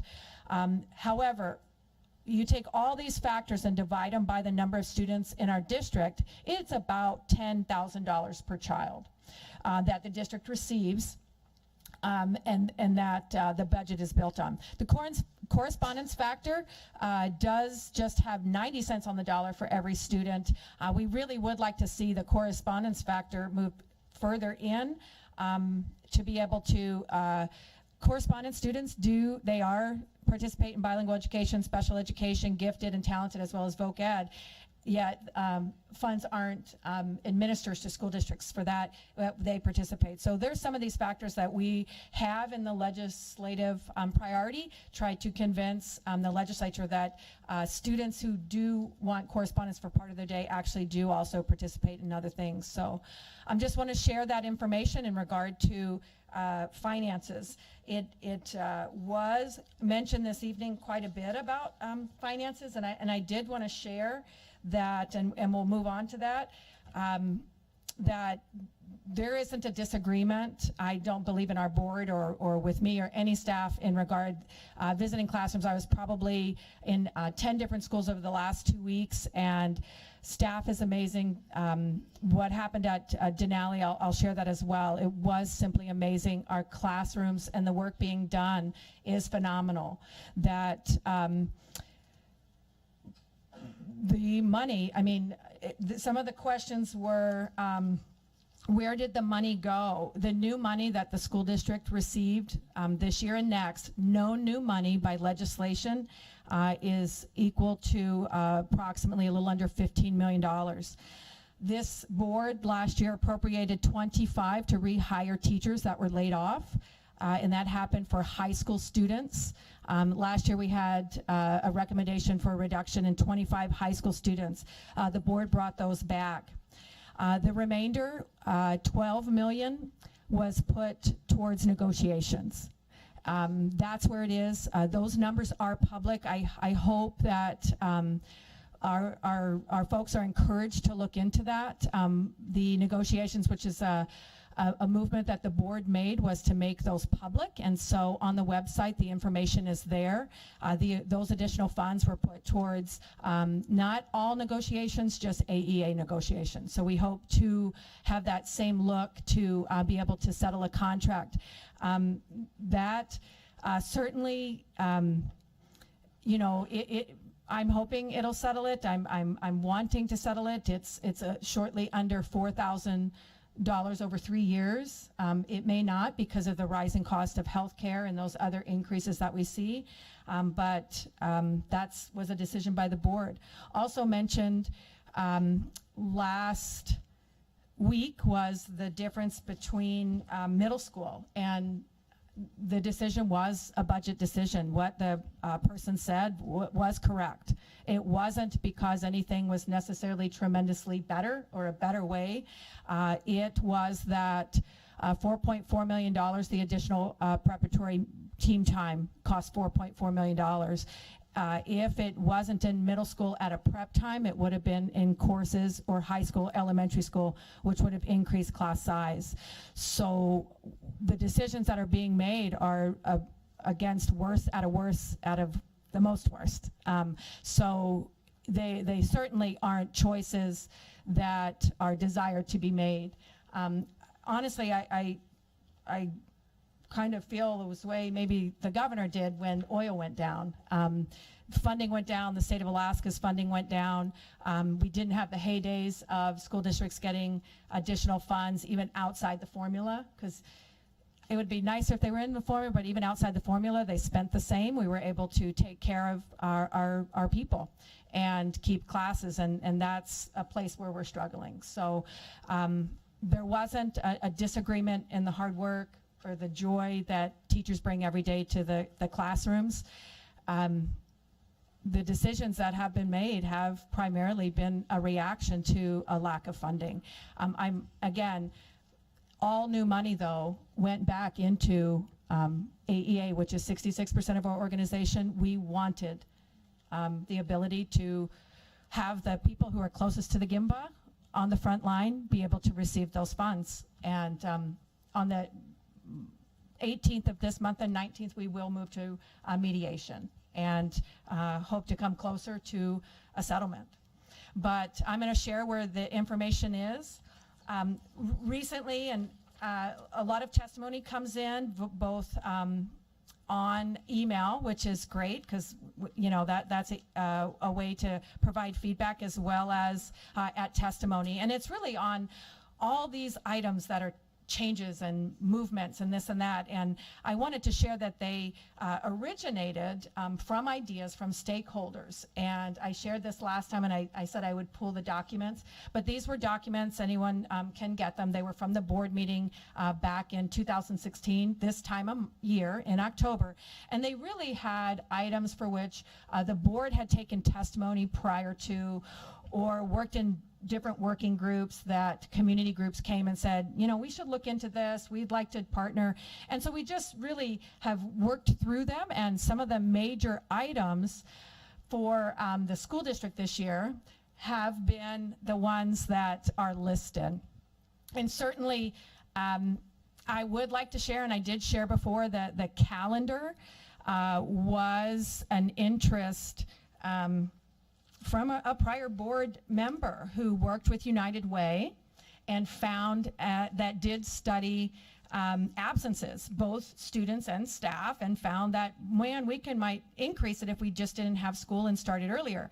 There was testimony today, and I want to share that person who testified was absolutely right. There's probably a greater amount of absences during that time for students in February. And the one thing that teachers share over and over again in our in the meetings when we had the community, the attendance or school start, the calendar committees rather, was breaks in weeks. A non-traditional week of not having 5 days really does interfere with the flow of teaching. It absolutely does. So that was one of the considerations. But a lot of the ideas I wanted to share, trimesters, year-round schooling, those actually came from a lot of innovative educators, some of them coming from other places and other states that found that it works somewhere. And the ideas were just put out there in the survey. And granted, the survey wasn't, you know, it only, there was only 7,000 respondents. There was additional information to the board. But I want to share with folks, if you want information, there's certainly sliders on the school where the topics can be found. We want to be sure to communicate information that the public is seeking. At the top of the page there, it says hot topics, and you can punch in there and really go to those hot topics that have been had at the school board. But I wanted to share with everyone that these hot topics have actually been presented to the board in prior meetings. The board's been challenged, as well as administration, to give us an answer on these. Let's look into these. What can we do? And the best thing to do, and I think someone mentioned, this includes the whole entire community. This is like a community-wide issue, both calendars and start times. That is absolutely correct. That was the reason that it was very deliberate and slow and data sourced, so that we could get all kinds of information back to lots of different stakeholders. And in the beginning, we figured it would be 50-50 in interest, you know, for elementary and secondary, and at the end, that information is 50-50. Lots of great ideas have been shared in regard to go to 2-tier busing instead of 3. We did look into that. I believe the busing folks, it would add almost $9 million. So that didn't end up coming to fruition. But on the school calendar, the future school years, when you go into one of these, you can just click on it, you can take a look. The calendars will be there, the pertinent facts, the folks who were on the committee. This same information was published on a memo on board docs. What this does on the website is just allow access. One of the criticisms is lack of communication, and we are a very large school district with 40, you saw almost 47,000 students. That's a lot of families, as well as a lot of 6,000 employees. So we just want to be sure that the information is at the fingertips. So this is the school calendar. The board will vote on that later in regard to those days. But the survey came out 60% to look at the type B, the calendar B, which had the longer Thanksgiving. But as you can see, both in testimony as well as written testimony, other people are coming forward who didn't take part in the survey to say, wait a minute, I didn't see it, I didn't know, and sharing that. So none of these issues are easy to make, none of the decisions are easy to make, but the best that we can do is provide the information to the board to show what the interest is of the community. School start time is very similar. And these changed due to the feedback, and there's different ideas. And again, I just want to share, here's the information. There will be a discussion and a decision tonight. There was a recommendation for decision last May, and that's when the study completed. And it was the board's decision not to have a full recommendation and decision in the summer, because that is a time when generally the school calendar shuts down, and it would be unfair to our families, similar to what we had in testimony, like I went away and a decision was made and I came back to school and I didn't even know about it. So the deliberate act of the board to put it off to this fall was, I think, a good one, even though it the torture of discussion lasts for a long time. But again, I want to share with the public that it was deliberate, so that there wouldn't be any wool pulled over anyone's head, that this is done in public when people are back, when we're all paying attention to school. Because in June, we're hopefully paying attention to vacation and family time. So that is on there as well. And I wanted to share, Denali Montessori went up right away to be able to communicate to families externally. We did send a note, and what was shared this evening is exactly just the phenomenal work of staff at that building, of the caring people with children in their charge. I did want people to know, and it has been out in police reports, but if you haven't seen it, all the reports are below, that it was people that were familiar with each other. It was a domestic violence. And the quick reaction, especially of the teachers in the classrooms when they heard the alarm sound of the lockdown, saying there's a lockdown. But it was a school psychologist hearing a shot and not knowing if it was a shot, whether that was a gunshot or not, said it to a colleague who was right by the button in the school. That colleague immediately hit that. The school went into their training mode, and it was phenomenal. The teachers are to be commended, the entire staff. It was an emotional day. The children, though, I saw the exit at the end of the day. You could tell that they were safe, that they were taken care of, because they left the building with running in their playground like they do, seeing their parents, and I was very thankful for the work that school did, as well as lots of principals in schools to practice the things that we believe will never happen in schools. So I commend the teachers there. It certainly, as well as, the whole system of the training. And that was, a few years ago, a very hot topic that would have been on this hot topic list had we done that, because there was quite a bit of fear in teaching about the ALICE because of the C, which means counter.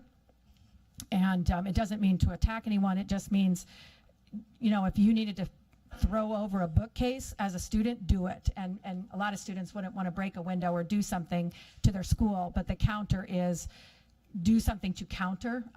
So it doesn't always, it's not students attacking anyone, it's just causing a diversion if you need be. But that's the C in ALICE, that stands for counter. Again, Mount Spur, we can find information about Mount Spur. This one was shared that it did hit the community prior to. The board just found out about it, our last meeting.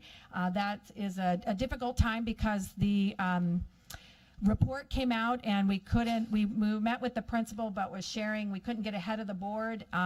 The base worked with us on this, but from the work session where the board hears the recommendation, it went on social media as this is the decision. So we wanted to meet with the staff and let them know, until there's a vote to do anything, it's not real, that we welcome the feedback. And the base commander put out their information just to share with parents about what was in detail, but just trying to get ahead of the information. This was one of the recommendations, and I do want to share that when the board shared with the assembly, Actually, I don't know if chastise is a word to use, but you were certainly held to task about this. The recommendations that you brought back aren't really even real recommendations. Like, so the board is hearing pressure about not closing down, and they are hearing lots that you're not considering enough. And so there isn't any one right answer. We live in a diverse community, there's diverse interests, and so I again want to share that given the lack of new money to school districts, the decisions being made, although we don't want to say it's simply money or simply, they are looking for efficiencies. They are asking for efficiencies because of the decline in enrollment that ASD has. So other hot topics, student transportation. We wanted to share that you can go there. It is the city that is right up at the top. The municipality has requested the district's transportation facility, or what we call the bus barn, to be moved to another site. And this is due to a development. And at the top, hot link there, Municipality of Anchorage School District, that is their site selection study. It gives a background of why. And one of those whys is because they want to develop the land that the bus barn is on. So they have asked us to move. The board didn't decide to move. They will come back to the board when they do have their site. They will bring it back to you to have your input. I don't believe that they're going to move forward with a site that the board doesn't see will work. But this was not a board goal. It wasn't a board decision. There's no approval as of yet. It is simply on the municipality side because technically, I guess you could use the word evicted. They want to have us out of there because of a development that they would like to go in that prime location. But that's also on there. So if anyone has questions, please go to the website. And we have the Diamond information, crisis communication, as well as AEA bargaining. And there's been a request to put up additional information on both sides. And I know that administration is working on quantifying the information. It does have to have cited where it came from. And the proposals are on there. The evidence of where did the money go. The $12 million is put towards teacher negotiations. And over the next 3 years, there is really information that could be useful. Please study it, give feedback. We can post additional information as desired. And that's it for the hot topic pieces that we have, the trending topics. Lastly, the board had requested a public comment about what was reported on last time at the end of the meeting last week.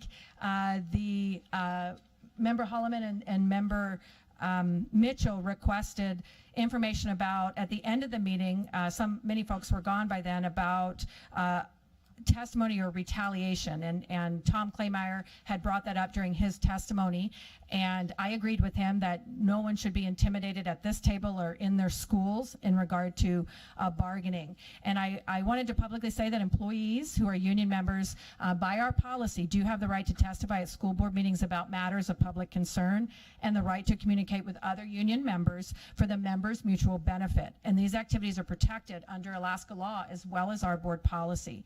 And this was shared with all principals at a meeting last Wednesday in regard to this. And we shared the concern that was brought forward. Many members were watching on live stream anyway, even if they weren't here, whether they were teachers and administrators. But what happens at this table is when a concern is raised, and there's more concerns now because of negotiations, because there is a lot of work going on, a lot of hard work, good work in the buildings, and it is changed. Some of those changes aren't based on, as Member Holloman mentioned and I mentioned today, they were more of an economic push than it was any type of pedagogy that was desired. And that's really in regard to middle school model changing. But when concerns are raised here, the expectation from the board has been we would like you to find out about that. And so when we looked into it, principals did talk to teachers in regard to concerns. We did not have anyone come forward with a retaliation in regard to what happened, except for the member who shared information, Philip Walters, and we did look into that. He shared that publicly. That wasn't anything, and really his principal did ask him. Actually, he wrote it up. They talked about it. He said, "Thank you. You're the. I think you're the person to represent us." At their staff meeting the next day, they shared good things with it. I think his purpose was to mention that they are asked, but I believe it wasn't his principal. The principal of Begich was the one who talked to him, and I believe he had an encouraging word for him during testimony. We do want, if there is anyone that feels that they can't share information, that they share it, but certainly the expectation has been to look into issues. And some of the issues, if it was about planning time and other concerns, we really want to rally around folks that want support, feel like they need support, and assist. And so that's that feeling. Our principals shared they've had meetings with their teachers to review what can they do, but there is a general sense of, and it's been shared tonight, I've been sharing feedback, but nothing changes, and we're taking feedback. The board's listening to feedback. We shared where we are as we move into mediation, and we do look to have a good outcome there, and want a good outcome, and what I see happening in schools is fantastic. Moving on, this week, ASD was highlighted, a lot of its music and other programs at the state superintendent conference that occurred the same week as our last board meeting, as well as just school visits to schools, different, the types of education that families and teachers want and employees for our own kids is happening. And it isn't even happening under the stressors of new curriculum, the stressors of shortened schedules. Our people really do good things for each other and for children. And I want to let folks know that it is happening out there. What's happening financially is not a judgment on the work. The work is phenomenal, and I wanted to share that. I don't see any differently. I charge the board to go into schools and see the good things happening, but it is happening at additional anxiety and stress on our people. A lot of it due to knowing there's not a contract yet and wanting a contract, and looking forward to supporting getting a contract through mediation. And with that, I think that was the end. One of the fantastic things, our high schools, if you haven't seen this, please go to the Anchorage Museum. The Anne Frank exhibit, our social studies teachers have, this is an international program that's going around. Our school district was selected as one in Alaska. Students teach other students about Anne Frank and her book. And it's peer-to-peer teaching. It's just a great collaboration between our high schools, history teachers, as well as the museum. And just additional fall activities to share the really good things occurring. A historical event, I guess, Eagle River High School for the first time is going to state, so they're very happy about that, as well as 3 other schools in Anchorage are headed to state for football. We did have the cross-country champions in our district as well, so students do quite well under their coaches' supervision as well. Lastly, today is Indigenous Peoples Day in Alaska, and we have received a request from students, and we're working through the SBA, the Student Advisory Board rather, SAB, that traditional regalia could be worn at graduations, and this is something that we're working with and see to hopefully have that occur in regard to Alaska Native peoples wearing their regalia at graduation. So we're going to work through the Student Advisory Board as well as bring a recommendation to the board to actually have that come to fruition. Governor Walker signed Indigenous Peoples Day last June of 2017, so this is the second Indigenous Peoples Day. And it's something to really promote Native culture throughout our state and recognize the amazing impact of our first people. And that was a quote from the person who wrote the bill for this. Again, I thank educators, I thank all support staff, paraprofessionals. We are a team. We do want a contract. We hope to find one and get it done at mediation, providing the new money the district has to work with teachers to move us into the future. And thank you for all your work. That concludes the report. Thank you, Dr. Bishop. That was very insightful. Thank you. Let's go ahead and have our student report. Emily? Our next Student Advisory Board meeting is on October 23rd, and at that meeting we'll be electing our new executive board to hopefully move forward with making some new changes and just really putting our voices out there in the school community. So. Great, thank you. So it's been recommended that we take a short break. I'm going to ask board members if they'd like to take a short break before we move on or move on. Okay, we're going to take a quick 5-minute recess and we'll be back.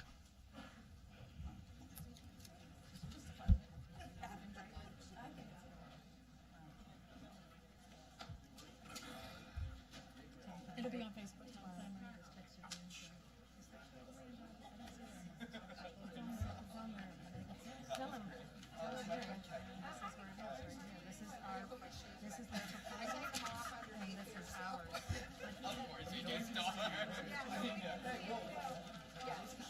It's been published, so they just had to add that up, and add that up. You can show them that.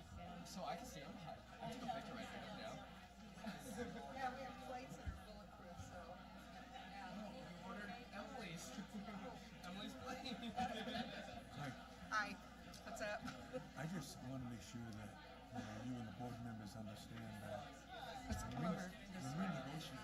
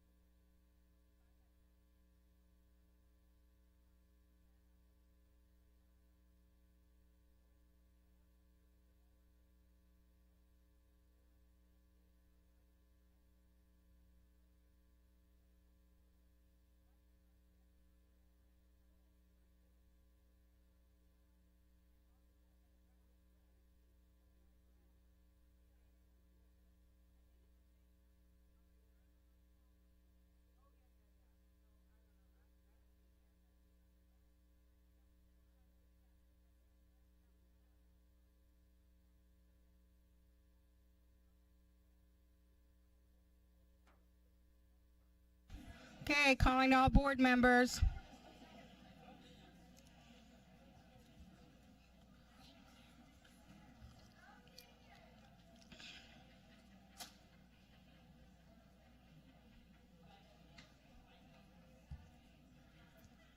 Dina Mitchell, this means you. She's over there talking. Yeah.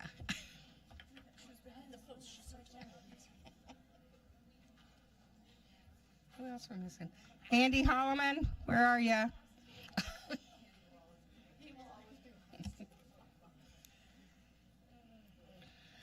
Okay, we're going to call meeting back into session. I don't believe there's any board conference or committee reports. There were no committees held since last board meeting, am I correct? All right. Next is consent agenda. I'm sorry. Consent agenda.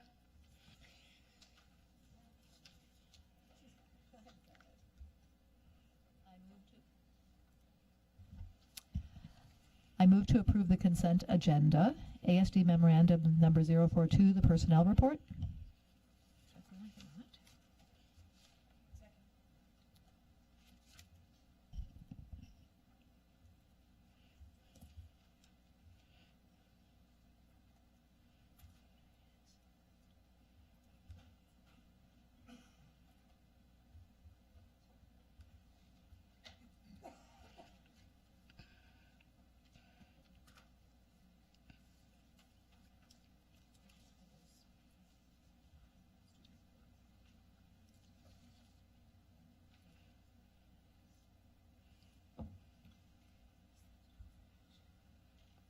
Our student vote?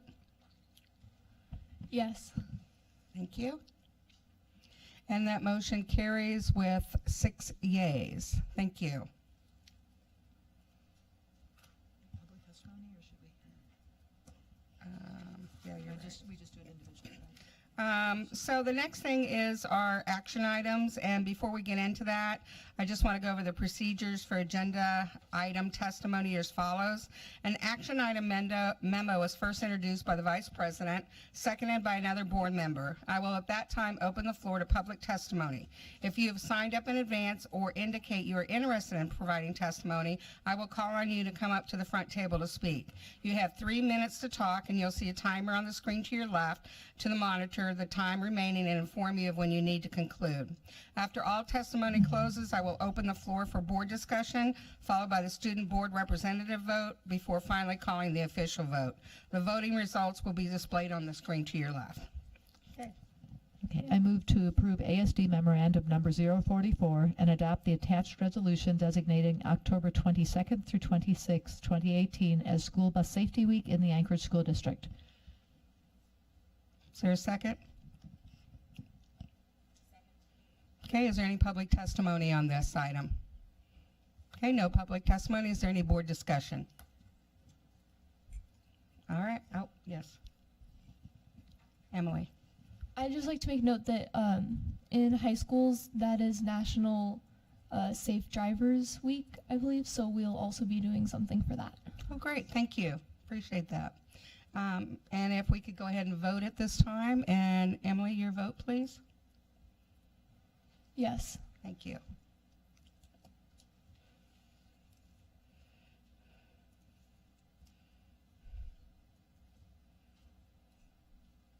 And that motion carries with 6 yeas. It does have Betty Davis up there, but I'm just going to remind everyone that she has filed her resignation and that we will have a new board member our next board meeting. Okay, I move to approve ASD memorandum number 045 and adopt the attached resolution designating October as Principal Appreciation Month in the Anchorage School District.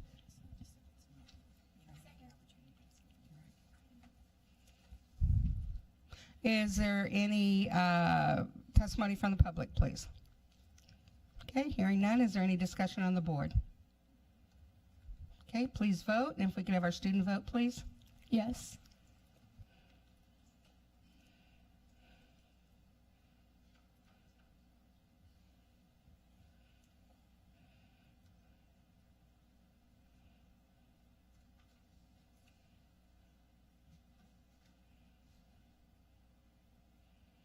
Okay, and that motion carries with 6 yeas. And I just want to say thank you to all our principals and everything you do. I move to approve ASD Memorandum Number 026 and authorize the superintendent to accept a grant from the Alaska Department of Education and Early Development for the Carl D. Perkins Secondary Career Technical Education federal funds in the amount of $1,084,259. Is there any public testimony? Oh, second. Elisa seconded. Is there any public testimony? None at this time. Is there any board discussion? All right, if we could vote, and our student member? Yes.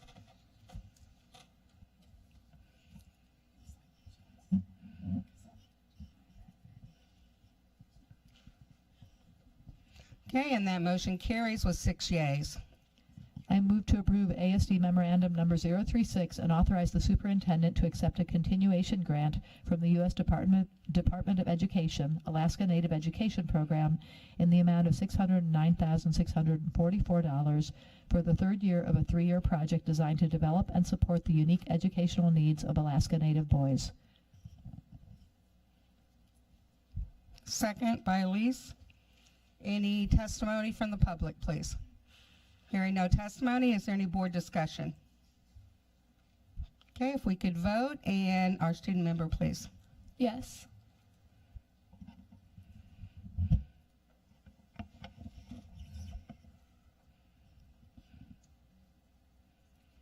And that motion carries with 6 yeas. I move to approve ASD Memorandum Number 025 and authorize the superintendent to dispose of the listed surplus property by sealed bid sale, public auction, or other means as practical, in accordance with Board Policy 3270, sale and disposal of books, equipment, and supplies, and Administrative Regulation 3270, sale and disposal of books, equipment, and supplies. Second. Okay, thank you. Any public testimony? Okay, no public testimony at this time. Any board discussion? Okay, no board discussion. Please vote, and if we could have our student vote, please. Yes.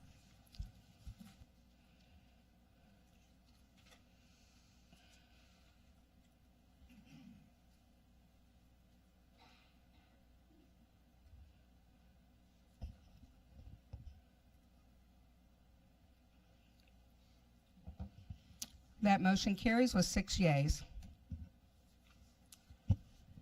I move to approve ASD Memorandum Number 038, adjust school start times as depicted in the memorandum. If approved, the administration proposes to implement the start time change at the start of the 2019-2020 school year, and the recommended schedule is high school from 8 to 2:30, elementary 8:45 to 3:15, and middle school 9:30 until 4 p.m. Okay, I'm going to ask for public testimony, but, oh, sorry, second.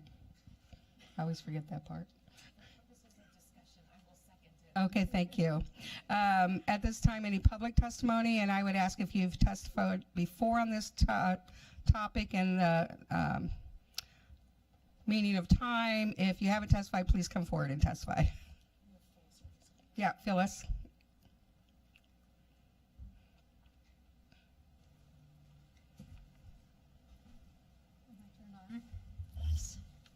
Go ahead, Phyllis. Hi, I'm Phyllis Keel. I'm a pediatrician. I'm also a mother of 3 former ASD students, grandmother of 6, including 3 current ASD students, a driver, and a longtime Anchorage resident. I know in the course of hearings about school start times, you've heard from parents, teachers, coaches, and others about how changing the times will impact them and their plans for childcare, transportation, sports, jobs, and so forth. And change is hard. Most important is how it will impact the students, their physical health, mental health, Can you safety. speak into the mic? People are having a tough time hearing. Yeah, I can just pull it up there to you. Will it pull up? There you go. How's that? What's most important is how it will impact the students. Our youth are our future. Their success at school will lead to success at life, their jobs, and make them productive members of society. Chronic sleep loss in children and adolescents is one of the most common and easily fixable public health problems in the U.S. today. The science: at the start of puberty, adolescents' biological sleep cycle shifts as much as 2 hours later. This makes it difficult for most adolescents to fall asleep before 11 at night. At the same time, their sleep needs don't change. Changing when school starts doesn't affect when they go to bed, and it does increase the total amount they sleep, which isn't to say that parents shouldn't address other issues, everything from electronics to homework, extracurricular activities, after-school jobs. But evidence suggests that too early start of the school day is a critical contributor to sleep deprivation in American adolescents. And parents often do not have any idea how little their adolescents sleep. Change isn't easy. Adaptation, however, is possible. And districts that have made these changes have seen improvements and benefits, and none of them that I know of has gone back. So when I speak of health, it's been shown decreased sleep in adolescents increases risks of obesity, cardiovascular disease, and diabetes. When I speak of mental health, decreased sleep has been demonstrated to show increased levels of anxiety and depression. When I speak of safety, insufficient sleep raises risks of motor vehicle accidents. I was going to say car crashes, but in Alaska there are also four-wheelers and snow machines, and I am a driver, and I'm on the roads. When I speak of academic achievement, attendance improves, tardiness declines, and grades improve when students in middle school, high school, and college get adequate rest. Also, with more sleep at night, there's less fuss in the morning, less shouting by parents to get the kids out of bed, more time for a healthy breakfast, and a whole lot less conflict. The bottom line is we should do what's right for the children. So I urge you to finally make some changes that will make a difference for our adolescents and ultimately for the health and safety of Anchorage. Successful students now are our future. Thank you so much for your testimony. Is there anyone else that would like to testify? Yes, come forward. Oh, no? Okay. Oh, you were, okay. At this time, if there's no other public testimony, I'm going to open this up for board discussion. Yes, Ms. Hildy. Thank you. Well, I would like to first talk about the merits of the current proposed start time. I do have an amendment that I'm prepared to share, but I think we should first discuss, I'd like to first discuss the merits of the one that's been recommended.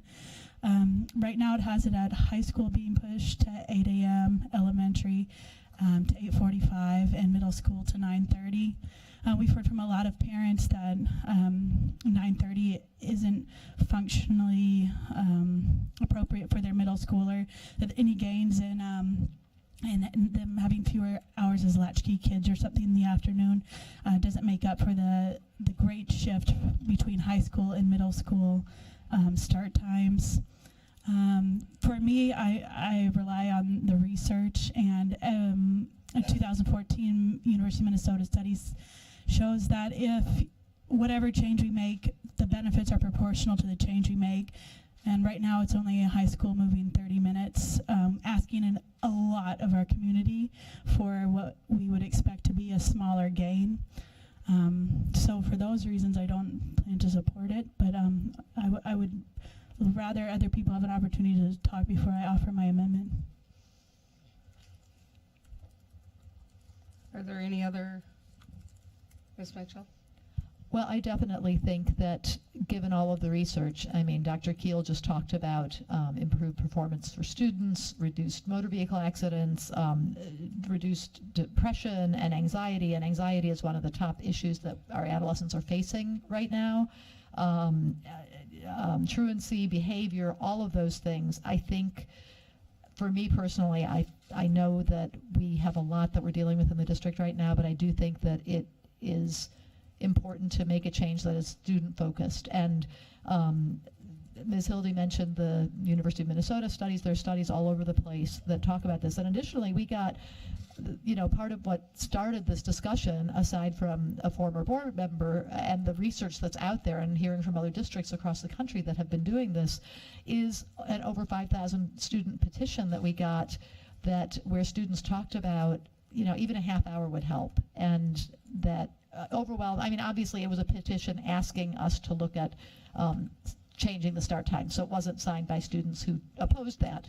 But, it's a significant number of students who make all kinds of comments about how hard it is to get up in the morning, and I see it with my own students. And I have two who've graduated from high school, and they talk about how much of it would have helped them in high school. And and the other thing is that high school students do have, you know, if they want to start school earlier, they have a little bit more flexibility to mess with their schedule. And there might be 0-hour options for kids who do want to start earlier, or if they do have a job that they need to get to, they might be able to accommodate, you know, doing an online class and having that last hour free. So I think high school students have a lot more flexibility to be able to adjust their schedules if they need to, versus middle or junior high students and elementary students. They really have no control over their schedule. So I think high school students can adapt a little bit more easily. And we'll talk about the different options as we go through in terms of this option versus other options. But I really feel strongly that I would like to see us follow the research and create an environment that our 13 to 18-year-olds, which includes the, you know, some of our older middle school students too, to allow them to be more successful. Is there any other? Mr. Holloman? I have to admit, if I were going to vote yes on something, it would be this proposal that is dramatic enough, and it does a couple of great things. But when I look at either of the secondary levels being pushed to after 3 o'clock as a release time, I suspect the backlash from the community would be huge. So many of our students are busy on into the evening, either with things outside of academic classes or off campus completely. And in some cases, it's something that matters personally to them a great deal, or in some cases, it's just economic. They work. And if we put the normal release time as late as this would for high school students, it would severely impact.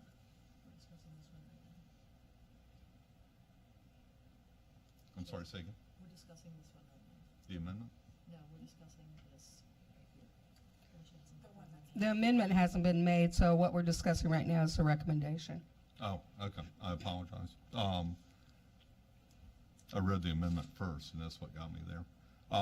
I do see making a small change causing disruption to every staff member and changing the plans that all of our families have. So let me back up and kind of rephrase. It is my intention to vote no on the proposal, as well as no on several of the amendments that are about to be made, in that they either dramatically disrupt things or they disrupt things a bit with no real gain coming. So I want to say my position, unless I hear something really astounding tonight, is that this doesn't move it enough to make the disruption that would impact every staff member and change the plans for all students a little bit. And the dramatic ones that really do put the high school times later, I think are too disruptive to put on the community yet. Thank you. Anyone else? Well, sorry. No, all board members first, then me. I already went. Oh. I think I have to, I've looked at this closely. There's no doubt that there is research out there that says it is beneficial to high school students. I believe that now is not the right time, and I say that because there is so much going on in our school district right now and so many changes going on, and this impacts our staff and impacts our community, and if it impacts our staff and the community, it impacts our students. And I too will be voting no on this, so. Yes, Mr. Donnelly.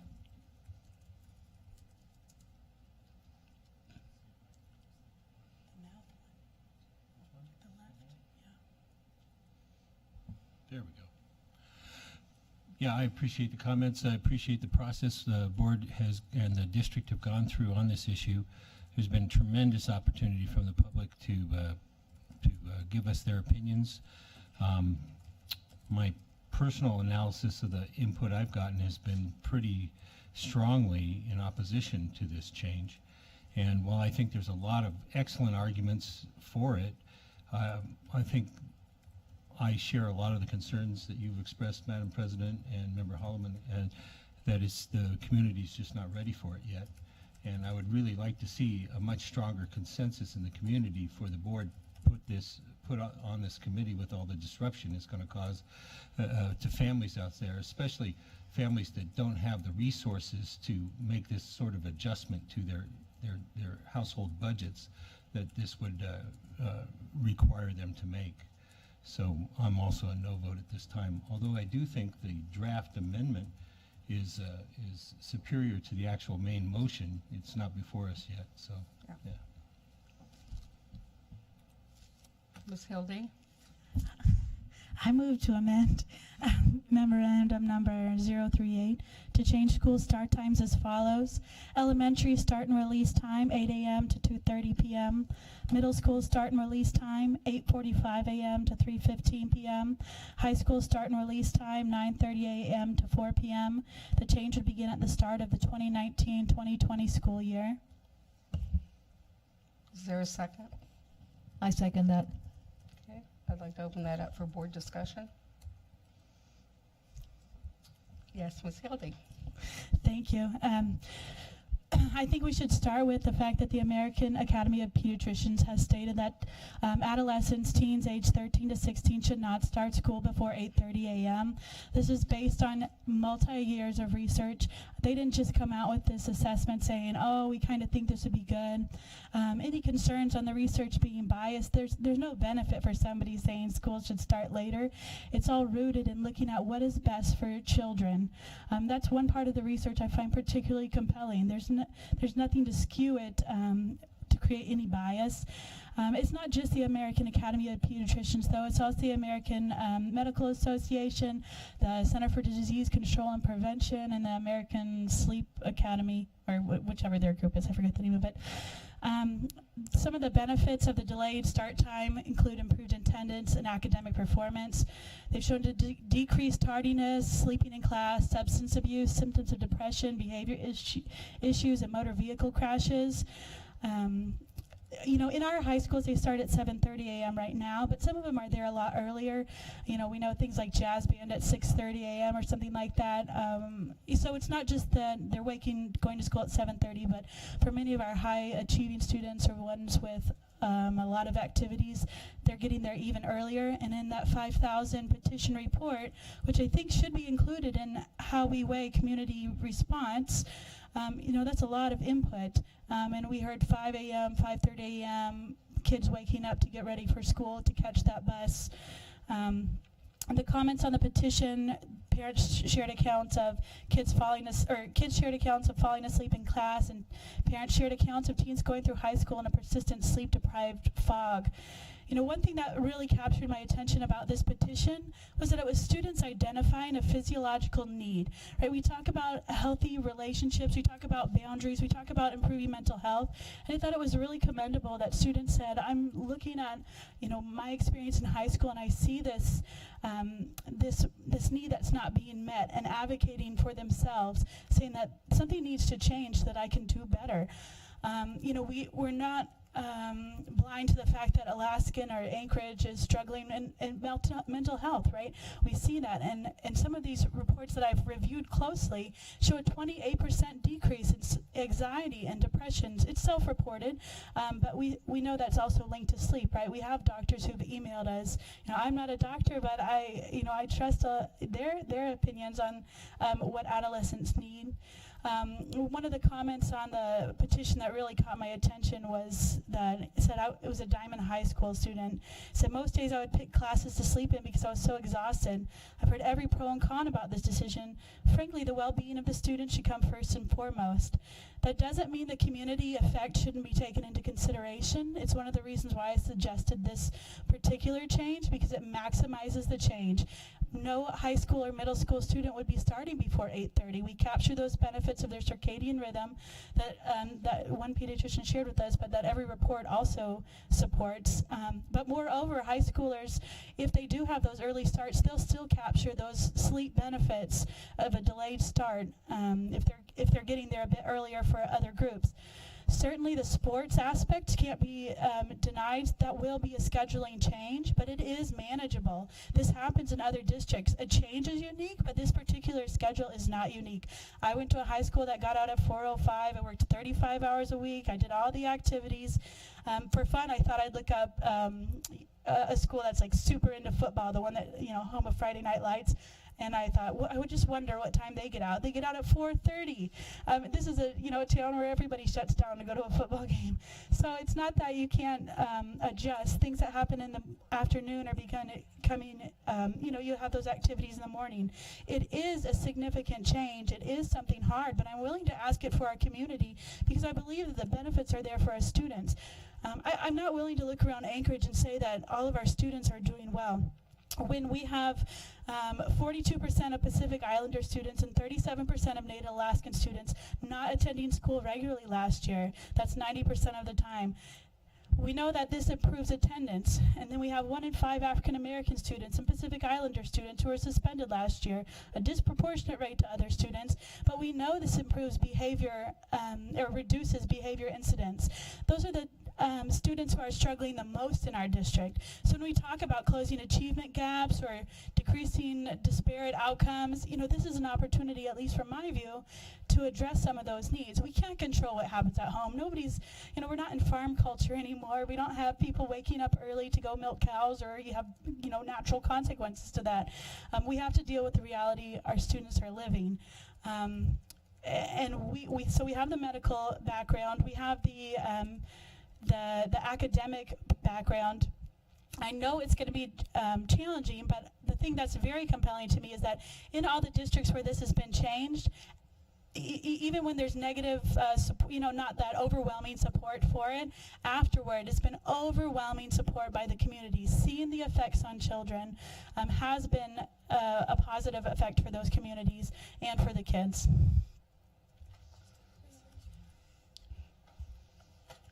Yes, Emily.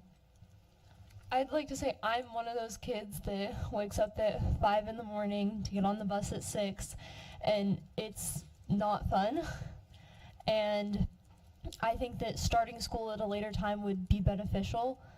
But I also, when I look at that, I see that getting out at 4 o'clock, doing sports, I do cross-country skiing, and to live in Girdwood and do sports, I get home around 6:30 every day, and I'm waking up at 5.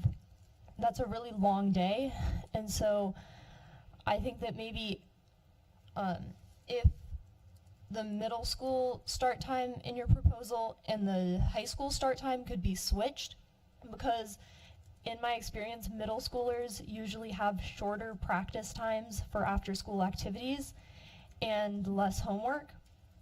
And so maybe that would help with just the late night factor. Mr.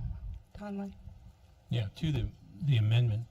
I think this amendment addresses probably, number one, public comment I got was opposition to changing the times. But number two was a specific opposition to the portion of the main motion that would shift middle school back so far. And people felt that was really unfair to the middle schoolers. And I understand there was some rational arguments for it, but at the same time, there also were a lot of middle school kids that were needed to be home to watch over the elementary kids. And I found that really concerning and compelling to me. So while I think this is a step, the amendment is an improvement over the main motion, so I'm inclined to support it, but I'm still opposed to the main motion once it's amended if this passes. Any other board discussion? Ms. Mitchell? So I think this really supports the research. I think there are the public health benefits. I think there are the discipline benefits. If we can reduce mental, these emotional issues that our kids are having, it's huge. There's also public safety benefits. And again, to talk about, I hear what you're saying, it is late for the high school kids to get out, but I think the high school kids do have more flexibility over being able to adapt their schedule. Obviously, when sports are involved, we'd have to figure out exactly what it looks like, but I really do like the schedule because it does give the high school kids the biggest benefit of the late start. So any other board discussion? Mr. Holloman? Anything? Okay. I guess I'll speak then on this amendment. I feel like we're just trading middle school for high school, and the overwhelming response that I've gotten is that no, and it would be the same way, I think, if it was high school. Again, very convincing argument. Thank you, Ms. Hildy. But, I don't think that this is something that we won't look at another time. Maybe when we can do tiered busing instead of our 3-tiered bus, we could do 2, and we could do middle school and high school at the same time. I think that would work better. I am still going to vote no.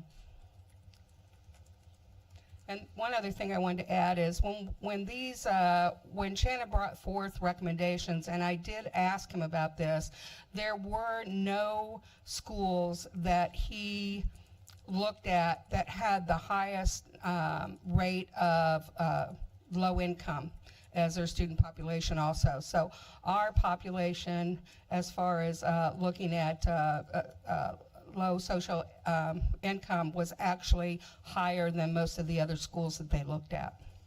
Ms. Hildy? Thank you. And just to that point, I just was preparing, and St. Paul in the Twin Cities area has voted to change for the next school year, and there's 70% low-income students there, a very diverse community. Thank you. Yes? I just wanted to clarify, my remarks were directed towards the second written proposal before us, and the member has moved the first written proposal, so I think I'm going to be a no on this one also. Okay, if there's no further discussion, I'd like for us to vote on the amendment. And to be clear, do we have the amendment up there? It is. Okay, thank you. And if we could have our school member vote, please.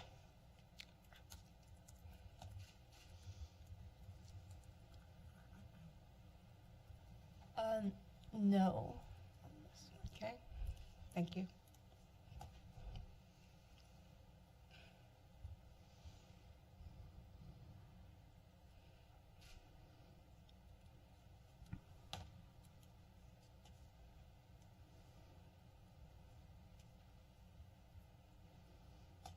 And the motion fails, 4 nays to 2 yeas. And if there are no other amendments, we will, yes, yes. I would like to offer another amendment. Oh, I'm sorry. I'd like to offer another amendment. So I know that, there's the sense that it's hard to make another change right now because there's a lot going on, and we don't want to rock the boat too much more. But I think I think it's incumbent upon us to do something, given the great argument that Ms. Hildy gave and the amount of research out there. It's just compelling, and I think it would be, I'm having a hard time sleeping at night because I'm thinking about this issue anyway, but along with others. But I would like to offer an amendment that would move school start times, keep the current order, but move the start times back by 30 minutes. So the new school times then would be, high school would stay in this would, I think, have the least amount of disruption and still give a little bit of benefit to those high school students. So high school would move from 8 a.m. to 2:30 p.m. Middle school would go from 8:45 a.m. to 3:15 p.m. and elementary would be from 9:30 to 4 p.m. Is there a second? Second. Okay. Any board discussion? Would you like to speak to your amendment? Okay. I pretty much did. I do agree that in an ideal world we could collapse 3 buses into 2, but we don't have that opportunity at this point. So we're, unfortunately we're dealing with the 45 minutes between start times. Mr. Holman? And I have to say, You're not on. when this idea was first proposed, I think I felt the same way, that this was incremental, it was a move in the right direction. The downside is it does change the schedule for every single staff member, and it's a consideration. And for everyone that has managed to kind of sync school start times to their work day, it means that a lot of them will have to change. Invariably, change is most difficult for those people that have the least resources. There are a lot of people that are in a job where they can vary their start time on their own at will. And I think, unfortunately, there's quite a bit more disruption there than it seems like to a lot of us. And the gain is very slight, is 30 minutes. So I unfortunately kind of fall into sort of a catch-22. If it was a big change, I can see the value. If it's a small change, there's still the disruption, and we really don't get that much out of it. I think it might serve us to come back in a little bit and look at one particular proposal again that's dramatic, and not consider so many as we have, but obviously we don't want to do that soon. But I will continue to vote no, because I just don't see enough of a gain for the change that it would cause us to make. Is there any more? Yes, Ms. Hilden. I'm leaning toward no on this one for some of the reasons Mr. Holloman suggested, because the gain is proportional to the change. My other consideration is 4 p.m. for elementary students. I am concerned that is simply too late in the day for them to be, that puts the majority of their school day in the afternoon, and I would be concerned about educational learning opportunities lost, as whether they're alert and engaged. Otherwise, I would be willing to consider the 30-minute shift, but as Mr. Holloman mentioned, it is a big change to ask of a great number of parents, and I can't support any predicted research benefits based on that small of a change to justify it. Any other board discussion? Ms. Mitchell? I guess the only thing I would offer up is, in talking to many, many high school students, they've said a half hour would make a difference. So, but I agree with you. It's unfortunate that the elementary kids who we have heard are, and we know from experience, kids need naps for the most part still, or they get tired in the afternoon. So the ideal would be if we could collapse the buses, and we can't. So we're left with, what is most ideal given our constraints. And I think this is better than doing nothing. So, yes, Mr. Donnelly? We discussed about this, the option of going to 2 busing schedules in the work session, and I just think it's important to mention to the public that it costed us an additional $9 million a year to do that. So that's why that's not an available option to us at this time. Any other board discussion? Okay, I'm going to call for a vote on the amendment, which is in front of you. And could we have our student vote, please?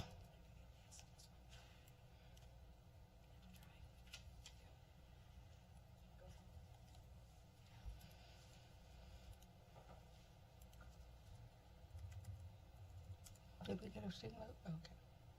I'm going to vote no on this one.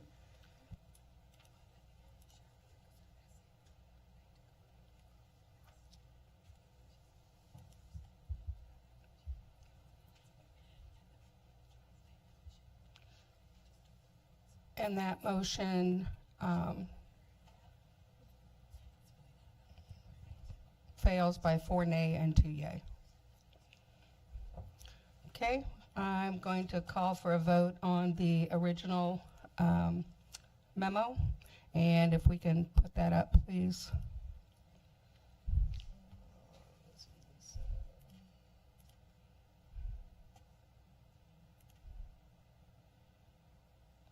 Okay, and if we can have a vote by our student rep, please.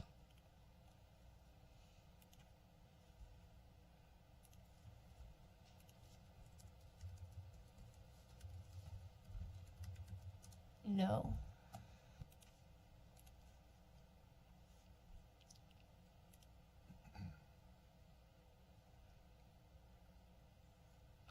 And that motion fails, 5 nays to 1 yay.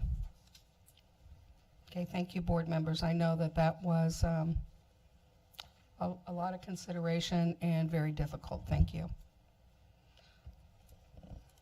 Okay, I move to approve ASD Memorandum Number 049 and adopt the attached school calendars for the 2019-2020, 2020-21, and 21-22 school years.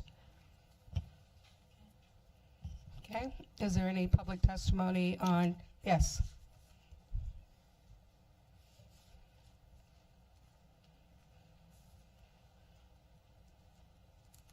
And are you Chris? Yes. Okay. Chris, you can begin when you see the clock over here. Alrighty, school board members, Dr. Bishop. First off, thank you for performing the job that you do. There's no doubt you're frequently in the challenging position of making major decisions that are affecting thousands and thousands of people. So thank you. You have a difficult job. We acknowledge that. I'm currently an ASD educator, also a former student who grew up in this district, a lifelong Alaskan and family member of current ASD students. My purpose here tonight is to speak on behalf of many educators and citizens in strong opposition to the proposed calendar that would start 3 days earlier in August in exchange for the entire week of Thanksgiving off. Here are 5 crucial reasons why. Reason 1, the recent calendar survey was inadequate to justify such a massive change. The survey wording was inconsistent between calendar options, as it asked if you are satisfied with the current calendar and are you in favor of this proposed calendar. This is not a direct comparison between the two options, nor was a choice given to choose one or the other. Additionally, the survey failed to offer an option for comments, it was closed-ended, and was not very well advertised. Reason number 2, the proposed calendar is not best for students. So more days out of school during the year is going to translate to a lower rate of information retention and lower MAP and PEAKS test scores. Also, the proposed calendar would shorten the shortest school quarter of the year and lengthen an already long first quarter. While it was mentioned at the last meeting that semester length trumps quarter length for the testing purposes, I will tell you from a teacher's perspective that quarter length is every bit as important when it comes to covering curriculum in units and keeping that momentum going.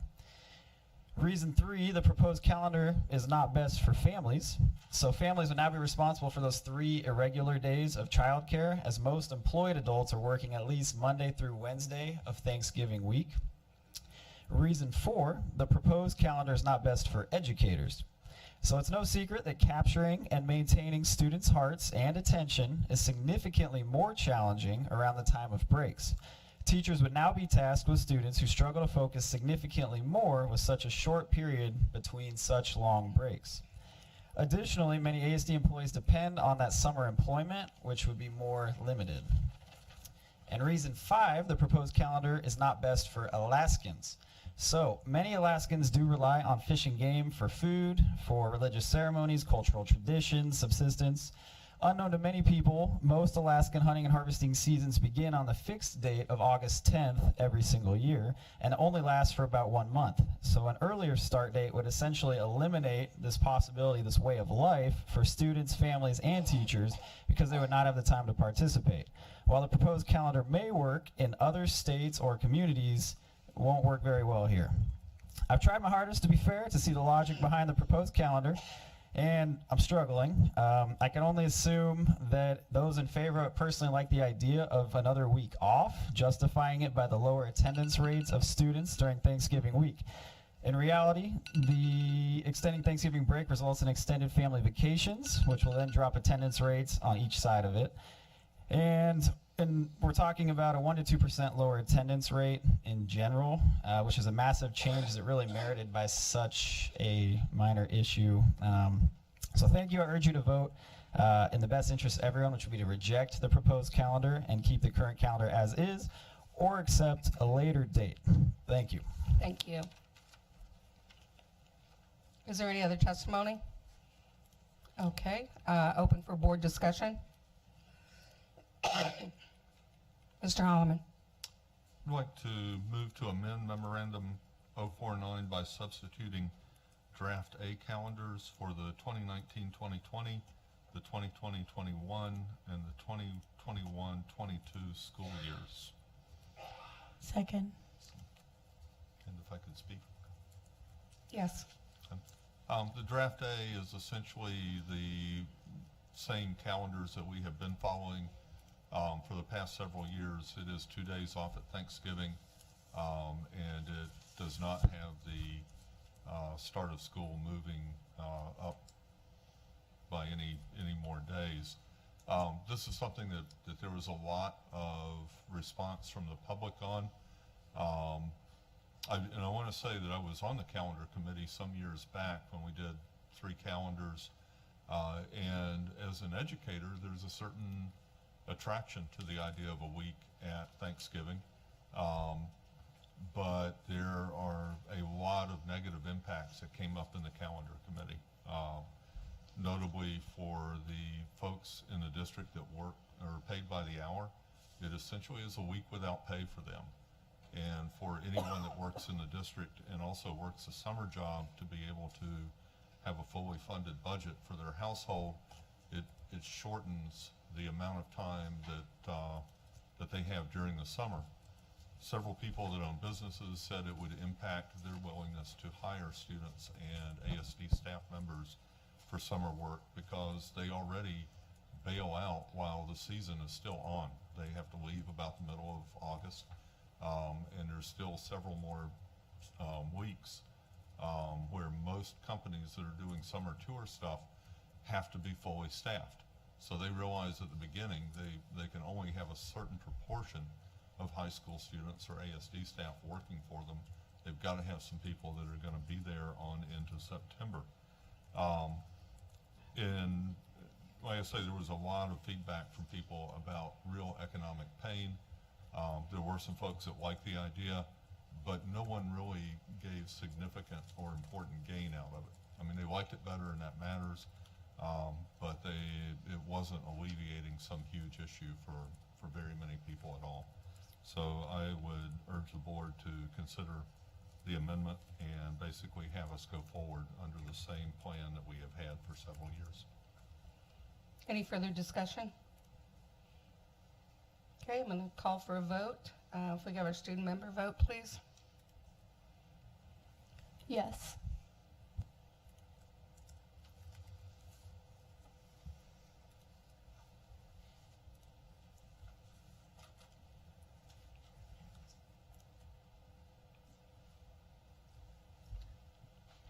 And that motion carries with 6 yeas.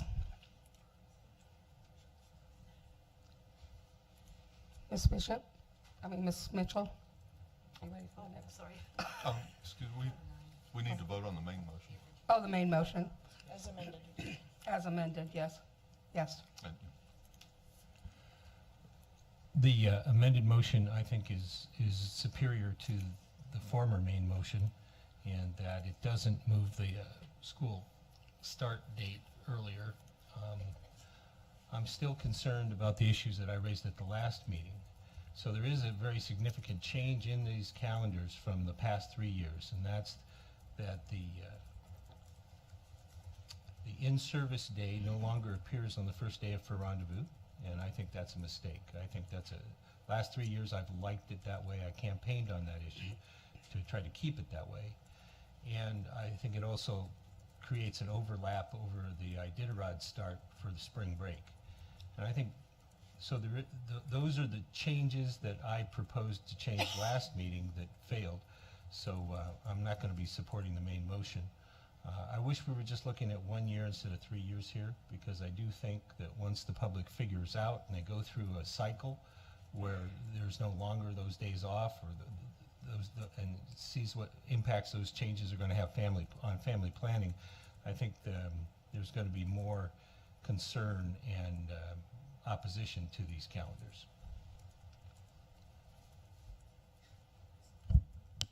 Ms. Hildy? I do like in the draft day calendar that there is a longer time than there was this year between the spring conferences and spring break. It just gives you time to, instead of 2 long breaks in between. So that's one benefit I think of that is an improvement to over this year's calendar. Any other discussion? Yes, Ms. Emily.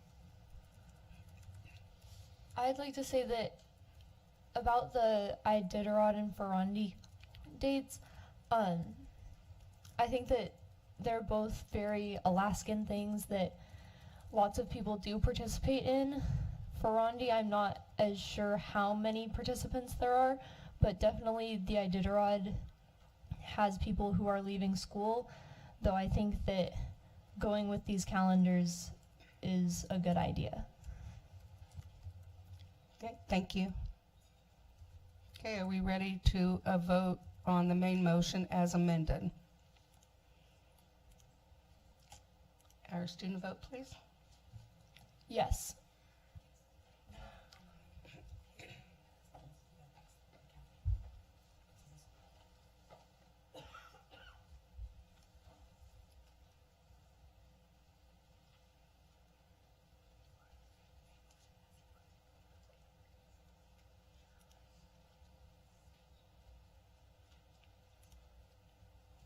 And that motion carries with 5 yeas and 1 nay.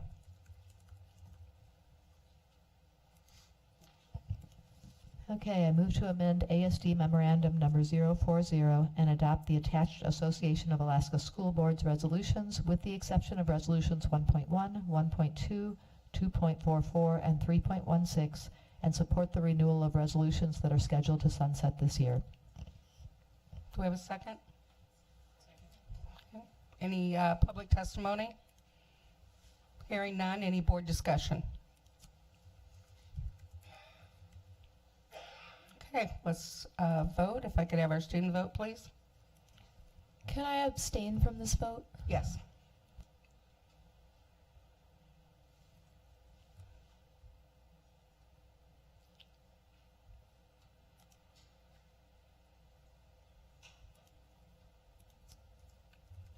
And that motion carries with 6 yeas. I move to approve AASB Resolution 1.1 opposing mandated school district or local school consolidation. Is there a second? Is there a second? Sure. Okay. Okay, any public testimony on this item? Okay, no public testimony. Any board discussion? Mr. Donnelly.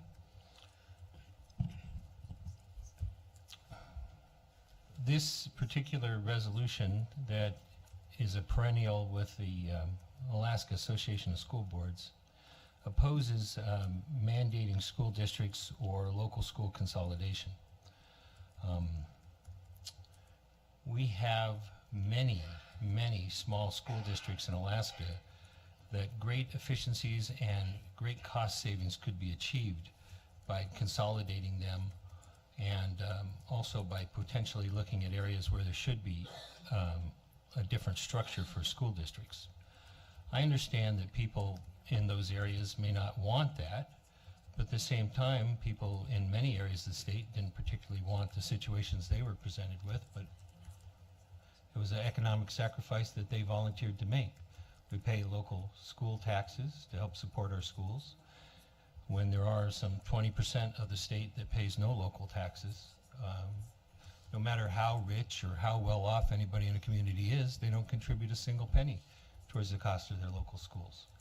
So from the point of view of most of the school districts in the state, and especially from us as the largest school district in the state, this particular resolution is not in our citizens and our voters' best interest.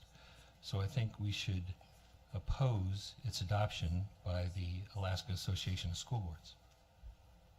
Is there any other discussion? Mr. Holloman. I do think it's important that we're on the record as saying we don't necessarily support mandated consolidation. You know, I think if the state comes forward with a plan to combine some of the districts, they'll have a rationale behind it, and we can look at it at that time, and we might support it or we might not support it. I don't think they'll ask us anyway. But the economic realities are it may be the right way forward for some parts of the state, but it needs to be decided on a case-by-case basis. So I would hope that people connected with rural Alaska districts don't look at this as us being in support of consolidation without consideration, but it's simply something we can step back from and let the state and those districts make their best decision on.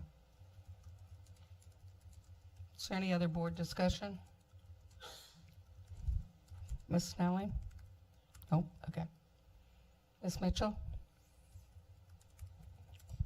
In terms of the AASB's rationale for this, it says there's been no evidence provided to support the proposition that significant savings or improved student learning would result from they call it indiscriminate combining of school districts. I would hope it wouldn't be indiscriminate.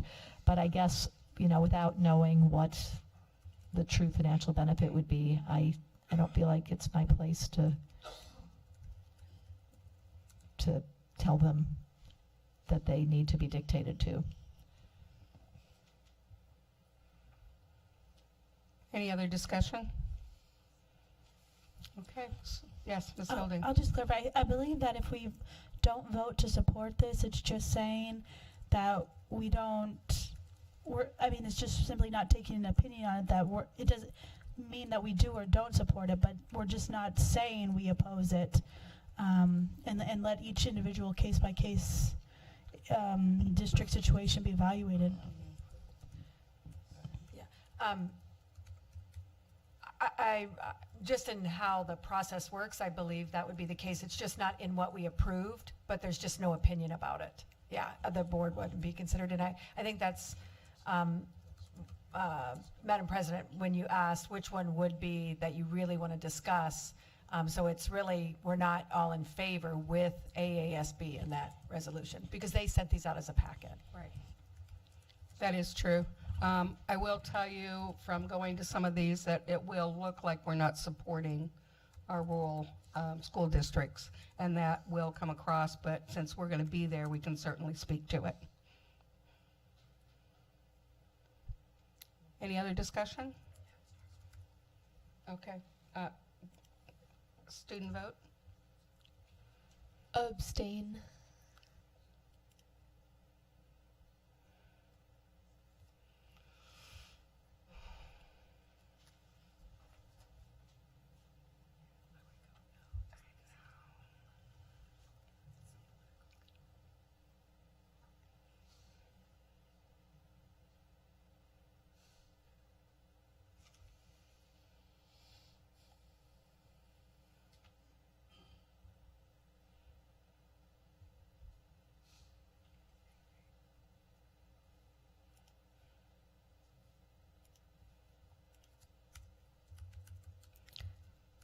And that motion fails.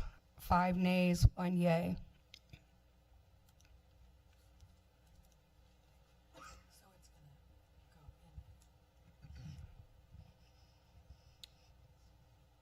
We're opposing the ASB resolution. I just put it in as they had written it.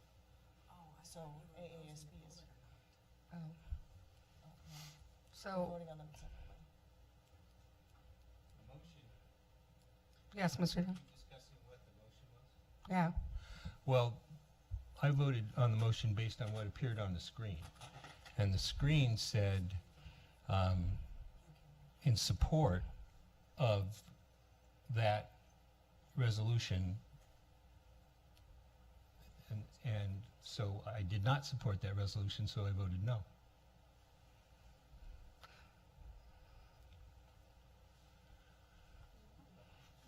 Says doesn't the resolution, the proposition on the screen that we voted on was to approve AASB Resolution 1.1 opposing. And so I voted not to approve it. I think, is there confusion by the rest of the board on this, or was this clearly stated? Okay, I agree with Member Donnelly. okay. Okay, and the vote stays. Motion fails. 5 nay, 1 yay.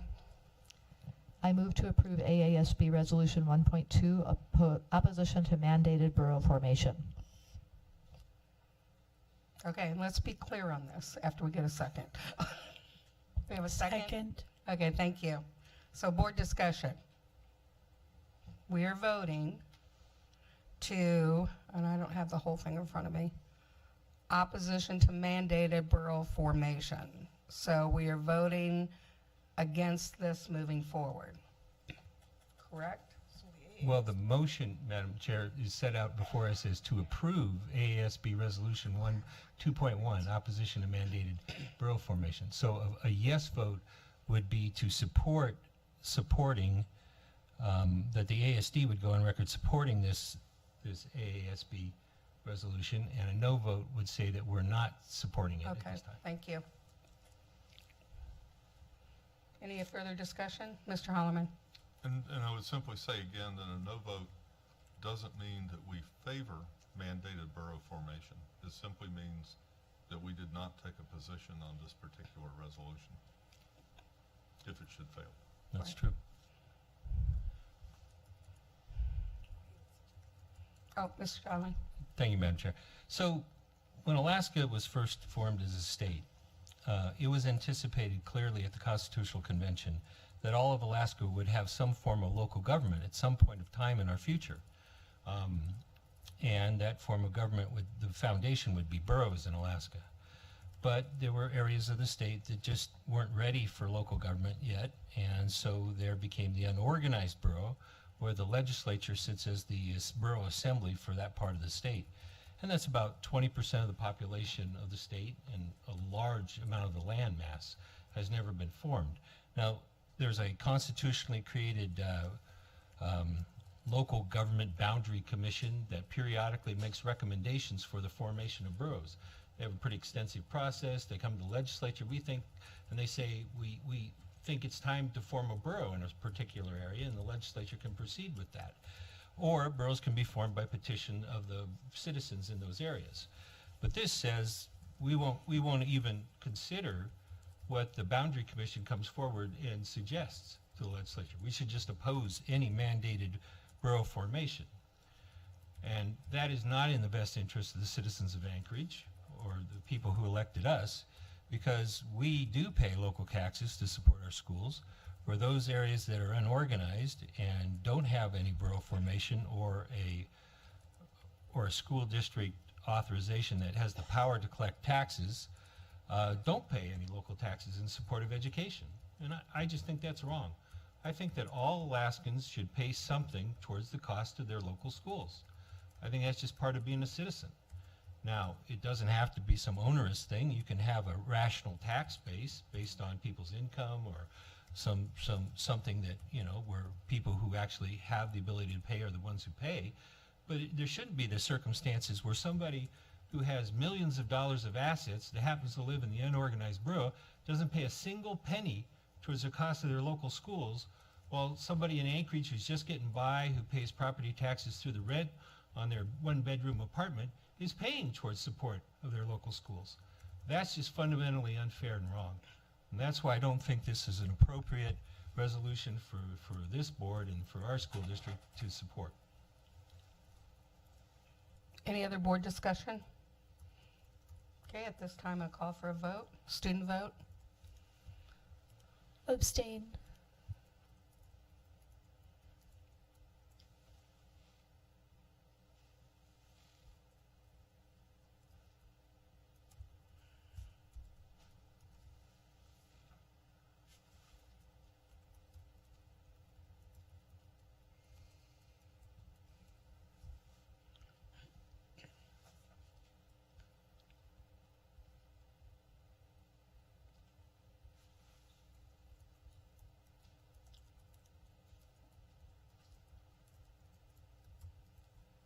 And that motion fails with 5 nays and 1 yay.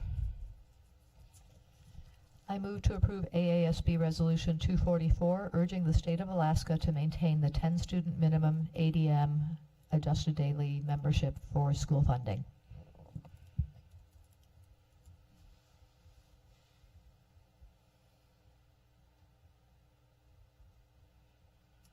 Second. I'll open it for public testimony at this time. No public testimony. I'll open it for board discussion. Mr. Donnelly? Thank you, Madam Chair.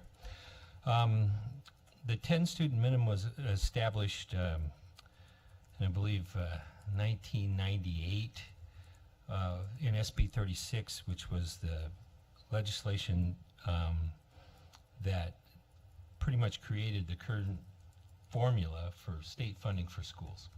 Prior to that time, it had been a number of 8, and in an effort to save some money and to encourage some efficiencies.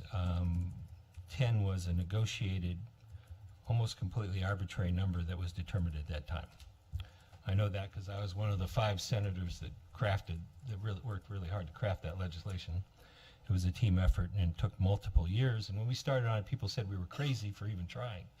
But I think it was a very worthwhile effort because, as you know, that core of that SB 36 has been successfully distributing educational funds in the state for decades now.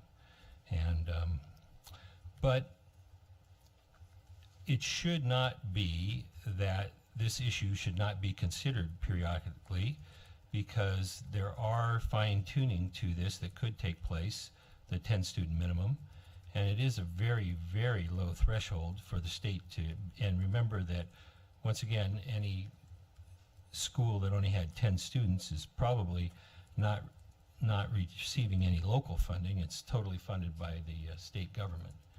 And there have been circumstances where the 10 students number is subject to manipulation and misuse. And I really do think that this is not the proper position for the Anchorage School District to take, that there shouldn't be any discussion or any change in the 10-student minimum, because there are logically circumstances where a higher level of students should be required for a school to be funded as a school in the state. So I do not think this is the proper position for our school district or for the citizens of Anchorage. And it's a fairly arbitrary number, and it's a very, very, very low number, and it costs the state a lot of money for these very, very small schools, and it might be, on a case-by-case basis, a much better idea to have a consolidation of some of these schools. Is there any other board discussion? Mr. Holloman? In this particular case, I'm in favor of supporting the resolution. And I think it's an argument we're probably going to have as a state, and I think unless there's an influx of revenue, it's an argument that we ought to have. But in this case, I have to come down on the side of we want children educated close to home. We have a history with consolidated or regional schools, and it's not good. Rural Alaska is struggling with a lot of major issues. I would be on the side of maintaining schools even in these very small districts unless we really have a better plan in place. If it's a better plan, then I think the communities will go along with it. And if they don't, I don't think we're in such dire straits that we need to run over that.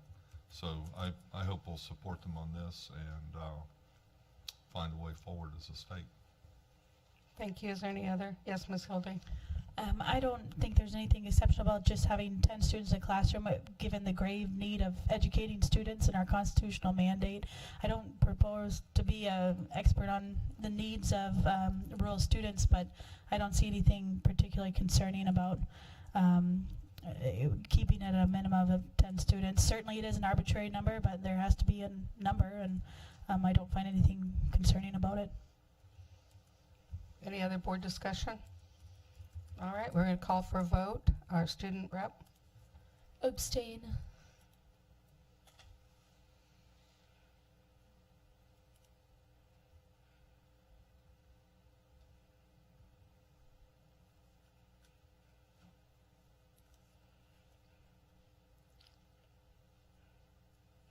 The motion carries 4 yea, 2 nay. I move to approve AASB Resolution 316, revising parental permission requirements for questionnaires and surveys administered in public schools. Second? Do I have a second? Anybody? I need a second. Okay, no second?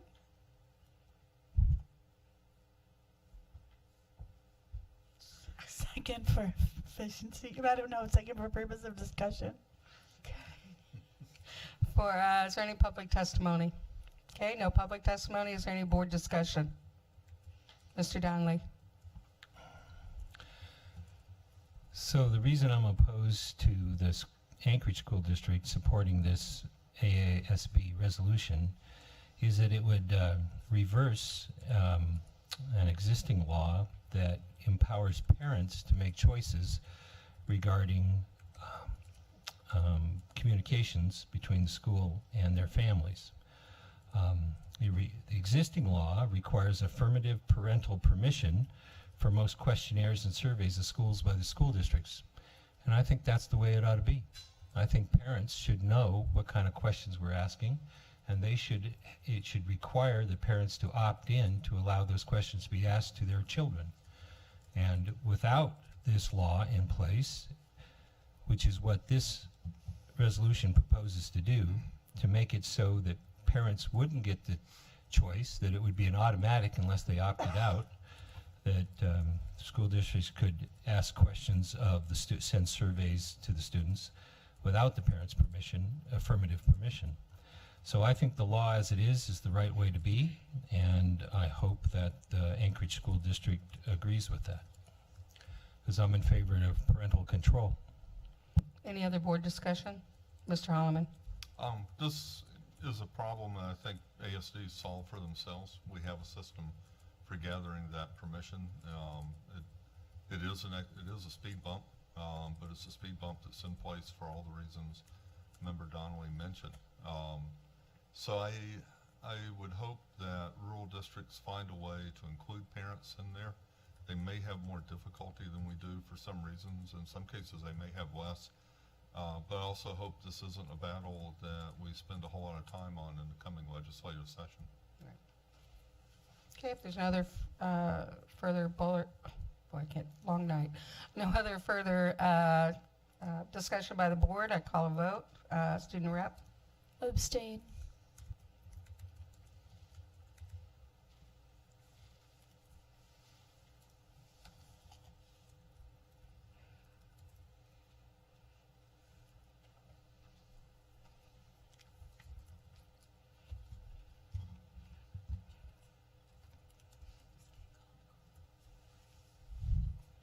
And that motion fails, 5 nay, 1 yay.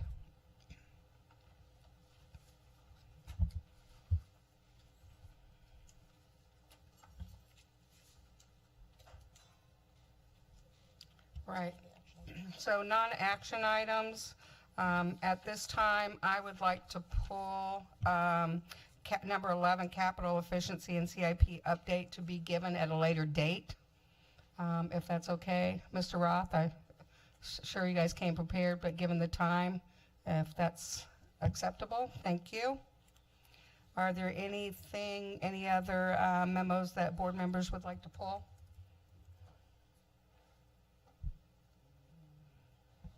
Mr. Donnelly.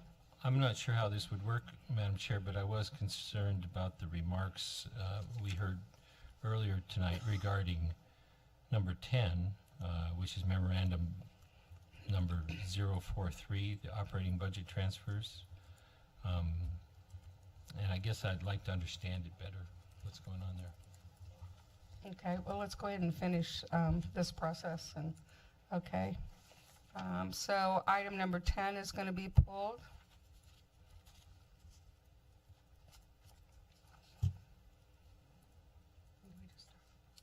Okay. So Dr. Bishop, if you'd like to address that, please. Sure, Madam President. Last year, in the prior year's budget in 2016 for 2000 fiscal year 17, the board placed $10 million in the budget to reconcile and to get collective bargaining agreements. And I believe at that time we had 4 or 6 collective bargaining agreements. The ones that were not finished was maintenance.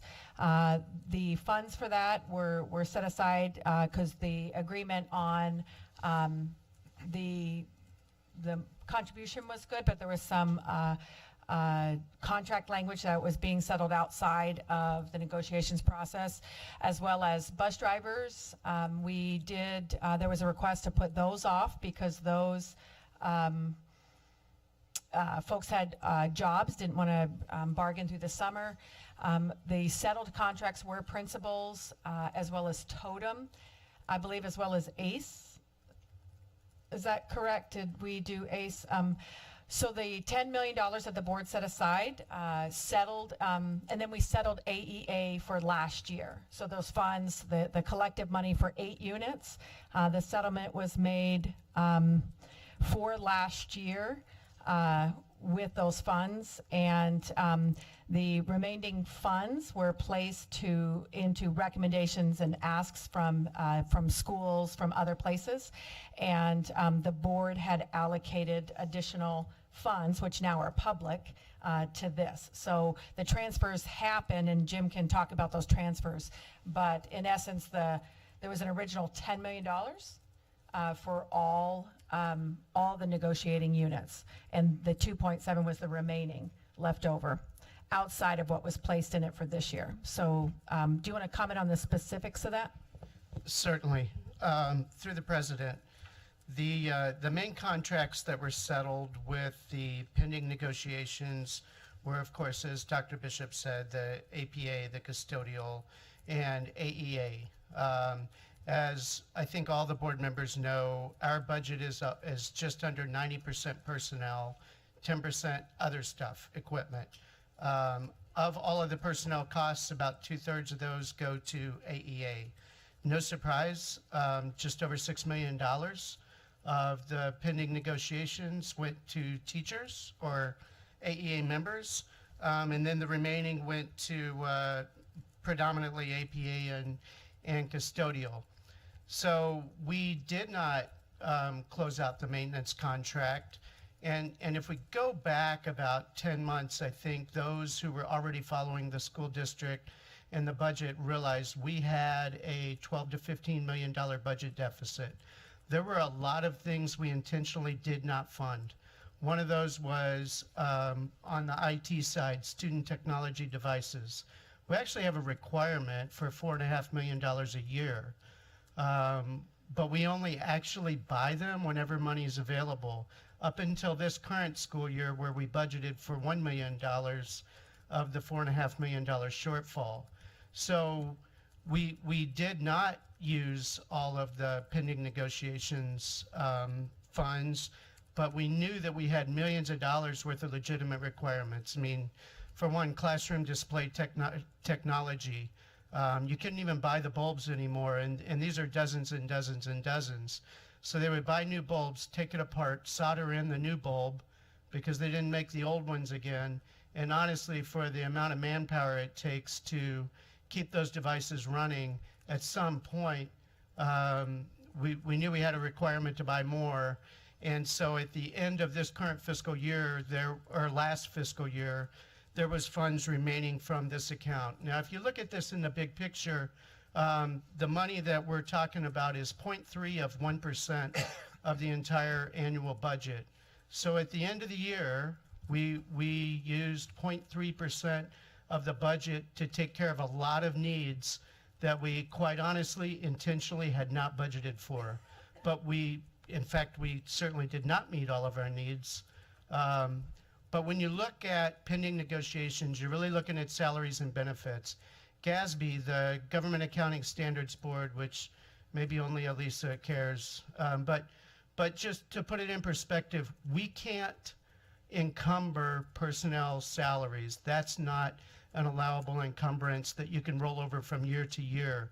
You can encumber stuff, equipment, supplies, things like that, multi-year contracts. Those you can encumber funds and roll over, but not personnel and benefits. So really, we took the opportunity to use this 0.3 of 1% of available funds at the end of the year to just make a dent into what's really millions of dollars worth of needs. I mean, that's the cleanest way to say it. And quite honestly, this year, last February, when we gave the board our recommendation for the budget for this year, it's true. We did not include a pending negotiations account, because had we put another $10 million or $5 million or 15, we would have had to make even more force cuts across the district than we did make. It was an intentional decision to maximize what we believed were available funds in order to keep lower class sizes. We still made some tough calls. There's no question. Some of the cuts we made, not only did we not want to do it, but neither did the board, but we had to get to a zero balance budget by law. So, And additionally, the funds came in June. The board took the additional $5 million, put 25 towards the teachers that had been removed at secondary, kept the rest for negotiations, as well as looking forward to the 10 million possible additional funds that, if the legislature keeps their promise that they made last year, that those should be expected funds if they fund that account and fund that legislation. Okay, thank you.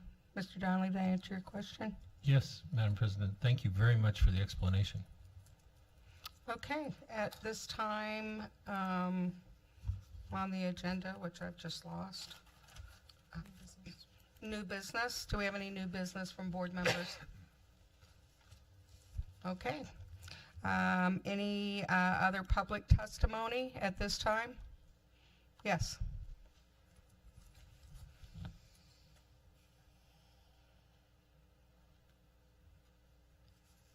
And if you could state your name for us, please, and spell it. Yeah, just. Is it like the little mouth on there, but with the person talking? There you go. Thank you.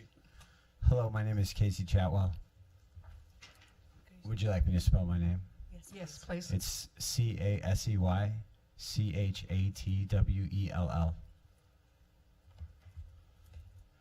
And when you see the timer over here, you can begin. There you go. Thank you. My experience with ASD began 10 years ago when my son entered into the Anchorage School District. I grew up outside of Alaska and have no real prior knowledge of the Anchorage School District. I was lucky enough to have a sister-in-law who teaches at a local charter school. After talking with her and my wife, I decided to try and lottery my son into the charter school. We were lucky enough to get him in there. His education that he's received at a local charter school was fantastic. Okay, he has done well. He's at South right now, and what he did in his charter school was amazing. The teachers that he had were thoughtful, caring, and competent. One distinction I want to make about the charter school that my son attended and what is happening in public schools right now is there's no priority plans. Teachers in charter schools are, they have an academic policy committee. They're allowed to decide what they teach and how to teach it. And they've done great for my son. My daughter's there now too. She's a 6th grader. And it's fantastic. I work in a, I'm getting a little bit off my script right now. I work in a public school in Anchorage, and what the district is asking us to do right now with priority plans and the scripted curriculum that we're being given and forced to teach is detrimental to student success. And I've witnessed student success firsthand through my own children's education in the ASD system. And the difference between what I'm being asked to do on a daily basis as an educator and what my kids experience in their public school life, they're not even on the same plane. Okay, it's not even close to the same thing. I'm sorry, I apologize. I've completely gotten off my script. The other thing I wanted to say is, let me open it back up. I'm sorry. Just give me a second. Oh, I want to speak about the middle school model, and I realize that some of this is outside the control of people on this board right now, but my son went to Golden View Middle School, and when he was in 7th grade, he had some struggles there behavior-wise. He wasn't fitting the mold of the middle schooler, and his pod team, which is his English teacher, science teacher, math teacher, called me and my wife in there for a meeting, and we sat together in a room and discussed my son and his issues in middle school, and it was fantastic. It was a wonderful experience that my wife and I shared together with my son and his teachers. The collaboration that took place in that room mattered to me, and it mattered to my son. It changed him, and he got better. And to find out that the middle school model in respect to that is gone, and my daughter, who's a 6th grader, will not be able to experience that same level of care and attention that my son got is it's just sad. Quite honestly, it's depressing to think that I'm going to start my daughter in middle school next year and she's not going to have that same level of support that my son had. So really, in summation, my remarks today, there's two things. One, what teachers are being asked to do with the priority plans is not, it's just not providing the same level of education that the kids could get if teachers were allowed to choose like they are in a charter school. Okay, just get that right now. Two, the loss of the middle school model is, it's just detrimental to kids. And finally, I want to leave some remarks that are not to be insulting, but to use humor to get my point across, okay? I've been here, this is the third board meeting that I've sat through, okay? This is the third time. I've seen out there lots of people, and so just let me say what I've got to say, and this is really for everyone here. And I'm going over my time. I know it's late. I'm not too worried about it. I'm going to get up and go to work tomorrow, and so is everyone else. We'll all be fine. What I want to say is this. You can get a good look at a steak by sticking your head in a bull's ass, or you can take the butcher's word for it. And so far what I've seen back here, a bunch of butchers dressed in red and purple. Okay, they're the ones in the classrooms every day, and their public testimony is coming up here. They're telling you what they're seeing. It's up to you to listen to it. Thank you. Thank you. Okay, school board administration comments. Oh, I'm sorry. Go ahead, sorry. No, I certainly want to give everybody the opportunity to testify. Thank you. Thank you. Tasha Hotch. I really just wanted to come in this evening and just throw out some kudos to some of the work that I've been seeing lately. I live in the community of Mountain View, and this summer our playground, part of it was burnt down, and we immediately as a community reached out to the school board and to the staff and talked about options of what we could do and looking at replacing the equipment, and people came to our community council meeting. We're looking at options. The community is really engaged, and I really appreciate that. Another thing is my son goes to Clark Middle School. I absolutely love that school. I pulled my son out of a charter school so that he could go to our neighborhood school. And this morning they had Men Make a Difference Day. And they also highlighted that it's Indigenous Peoples Day, which matters to us because we're Alaska Native, my family is. But one of the things that I've routinely seen missing from the neighborhood schools in Mountain View is a presence of our elected officials, whether it's school board or assembly or our mayor. And I'd like to invite you, we have definitely at Clark, they're working on more parent outreach and community outreach, something every month for people to come in. If I could send out that schedule, I'll probably send it to Katie and see if it could get disseminated out. If someone could just reach out and make it once during the year, one of you or the new person, I don't care who it is, it really makes a difference into the value that the staff at our schools see that people are putting in our community, and the community sees that our officials are putting into our community. It makes a huge difference. But I do appreciate the work that you guys do. I know it's not just these meetings that you guys do. A lot of time and effort is put into things, and I appreciate it. Thank you. Thank you.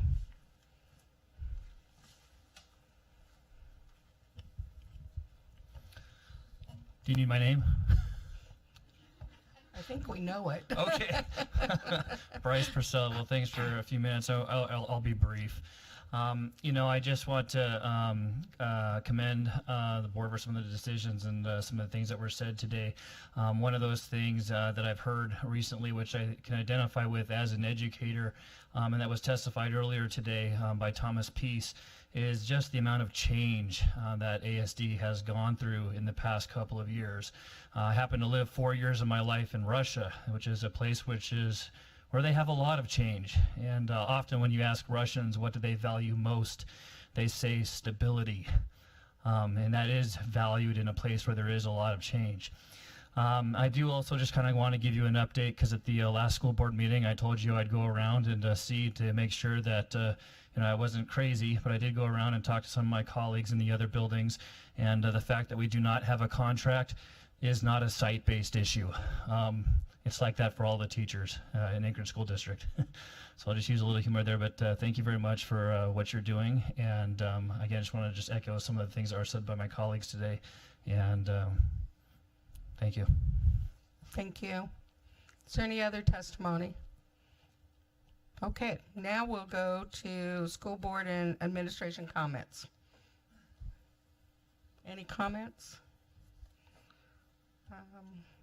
I just want to say one thing. I'd like to thank Misty for setting up the meeting at Lake Otis with the teachers. I appreciated that, and I'm glad I was there to be able to listen. Thank you. And again, I just want to, I mean, most of the teachers are gone now, but I appreciate with all the change that is going on and all of the discomfort right now, I appreciate the fact that teachers are just in there trying to do the best they can every day and really caring. I mean, you know, everybody who testifies, we hear the passion for the children, and at the end of the day, that is what matters. So thank you. All right, if there's no further comments, believe it or not, we're adjourned.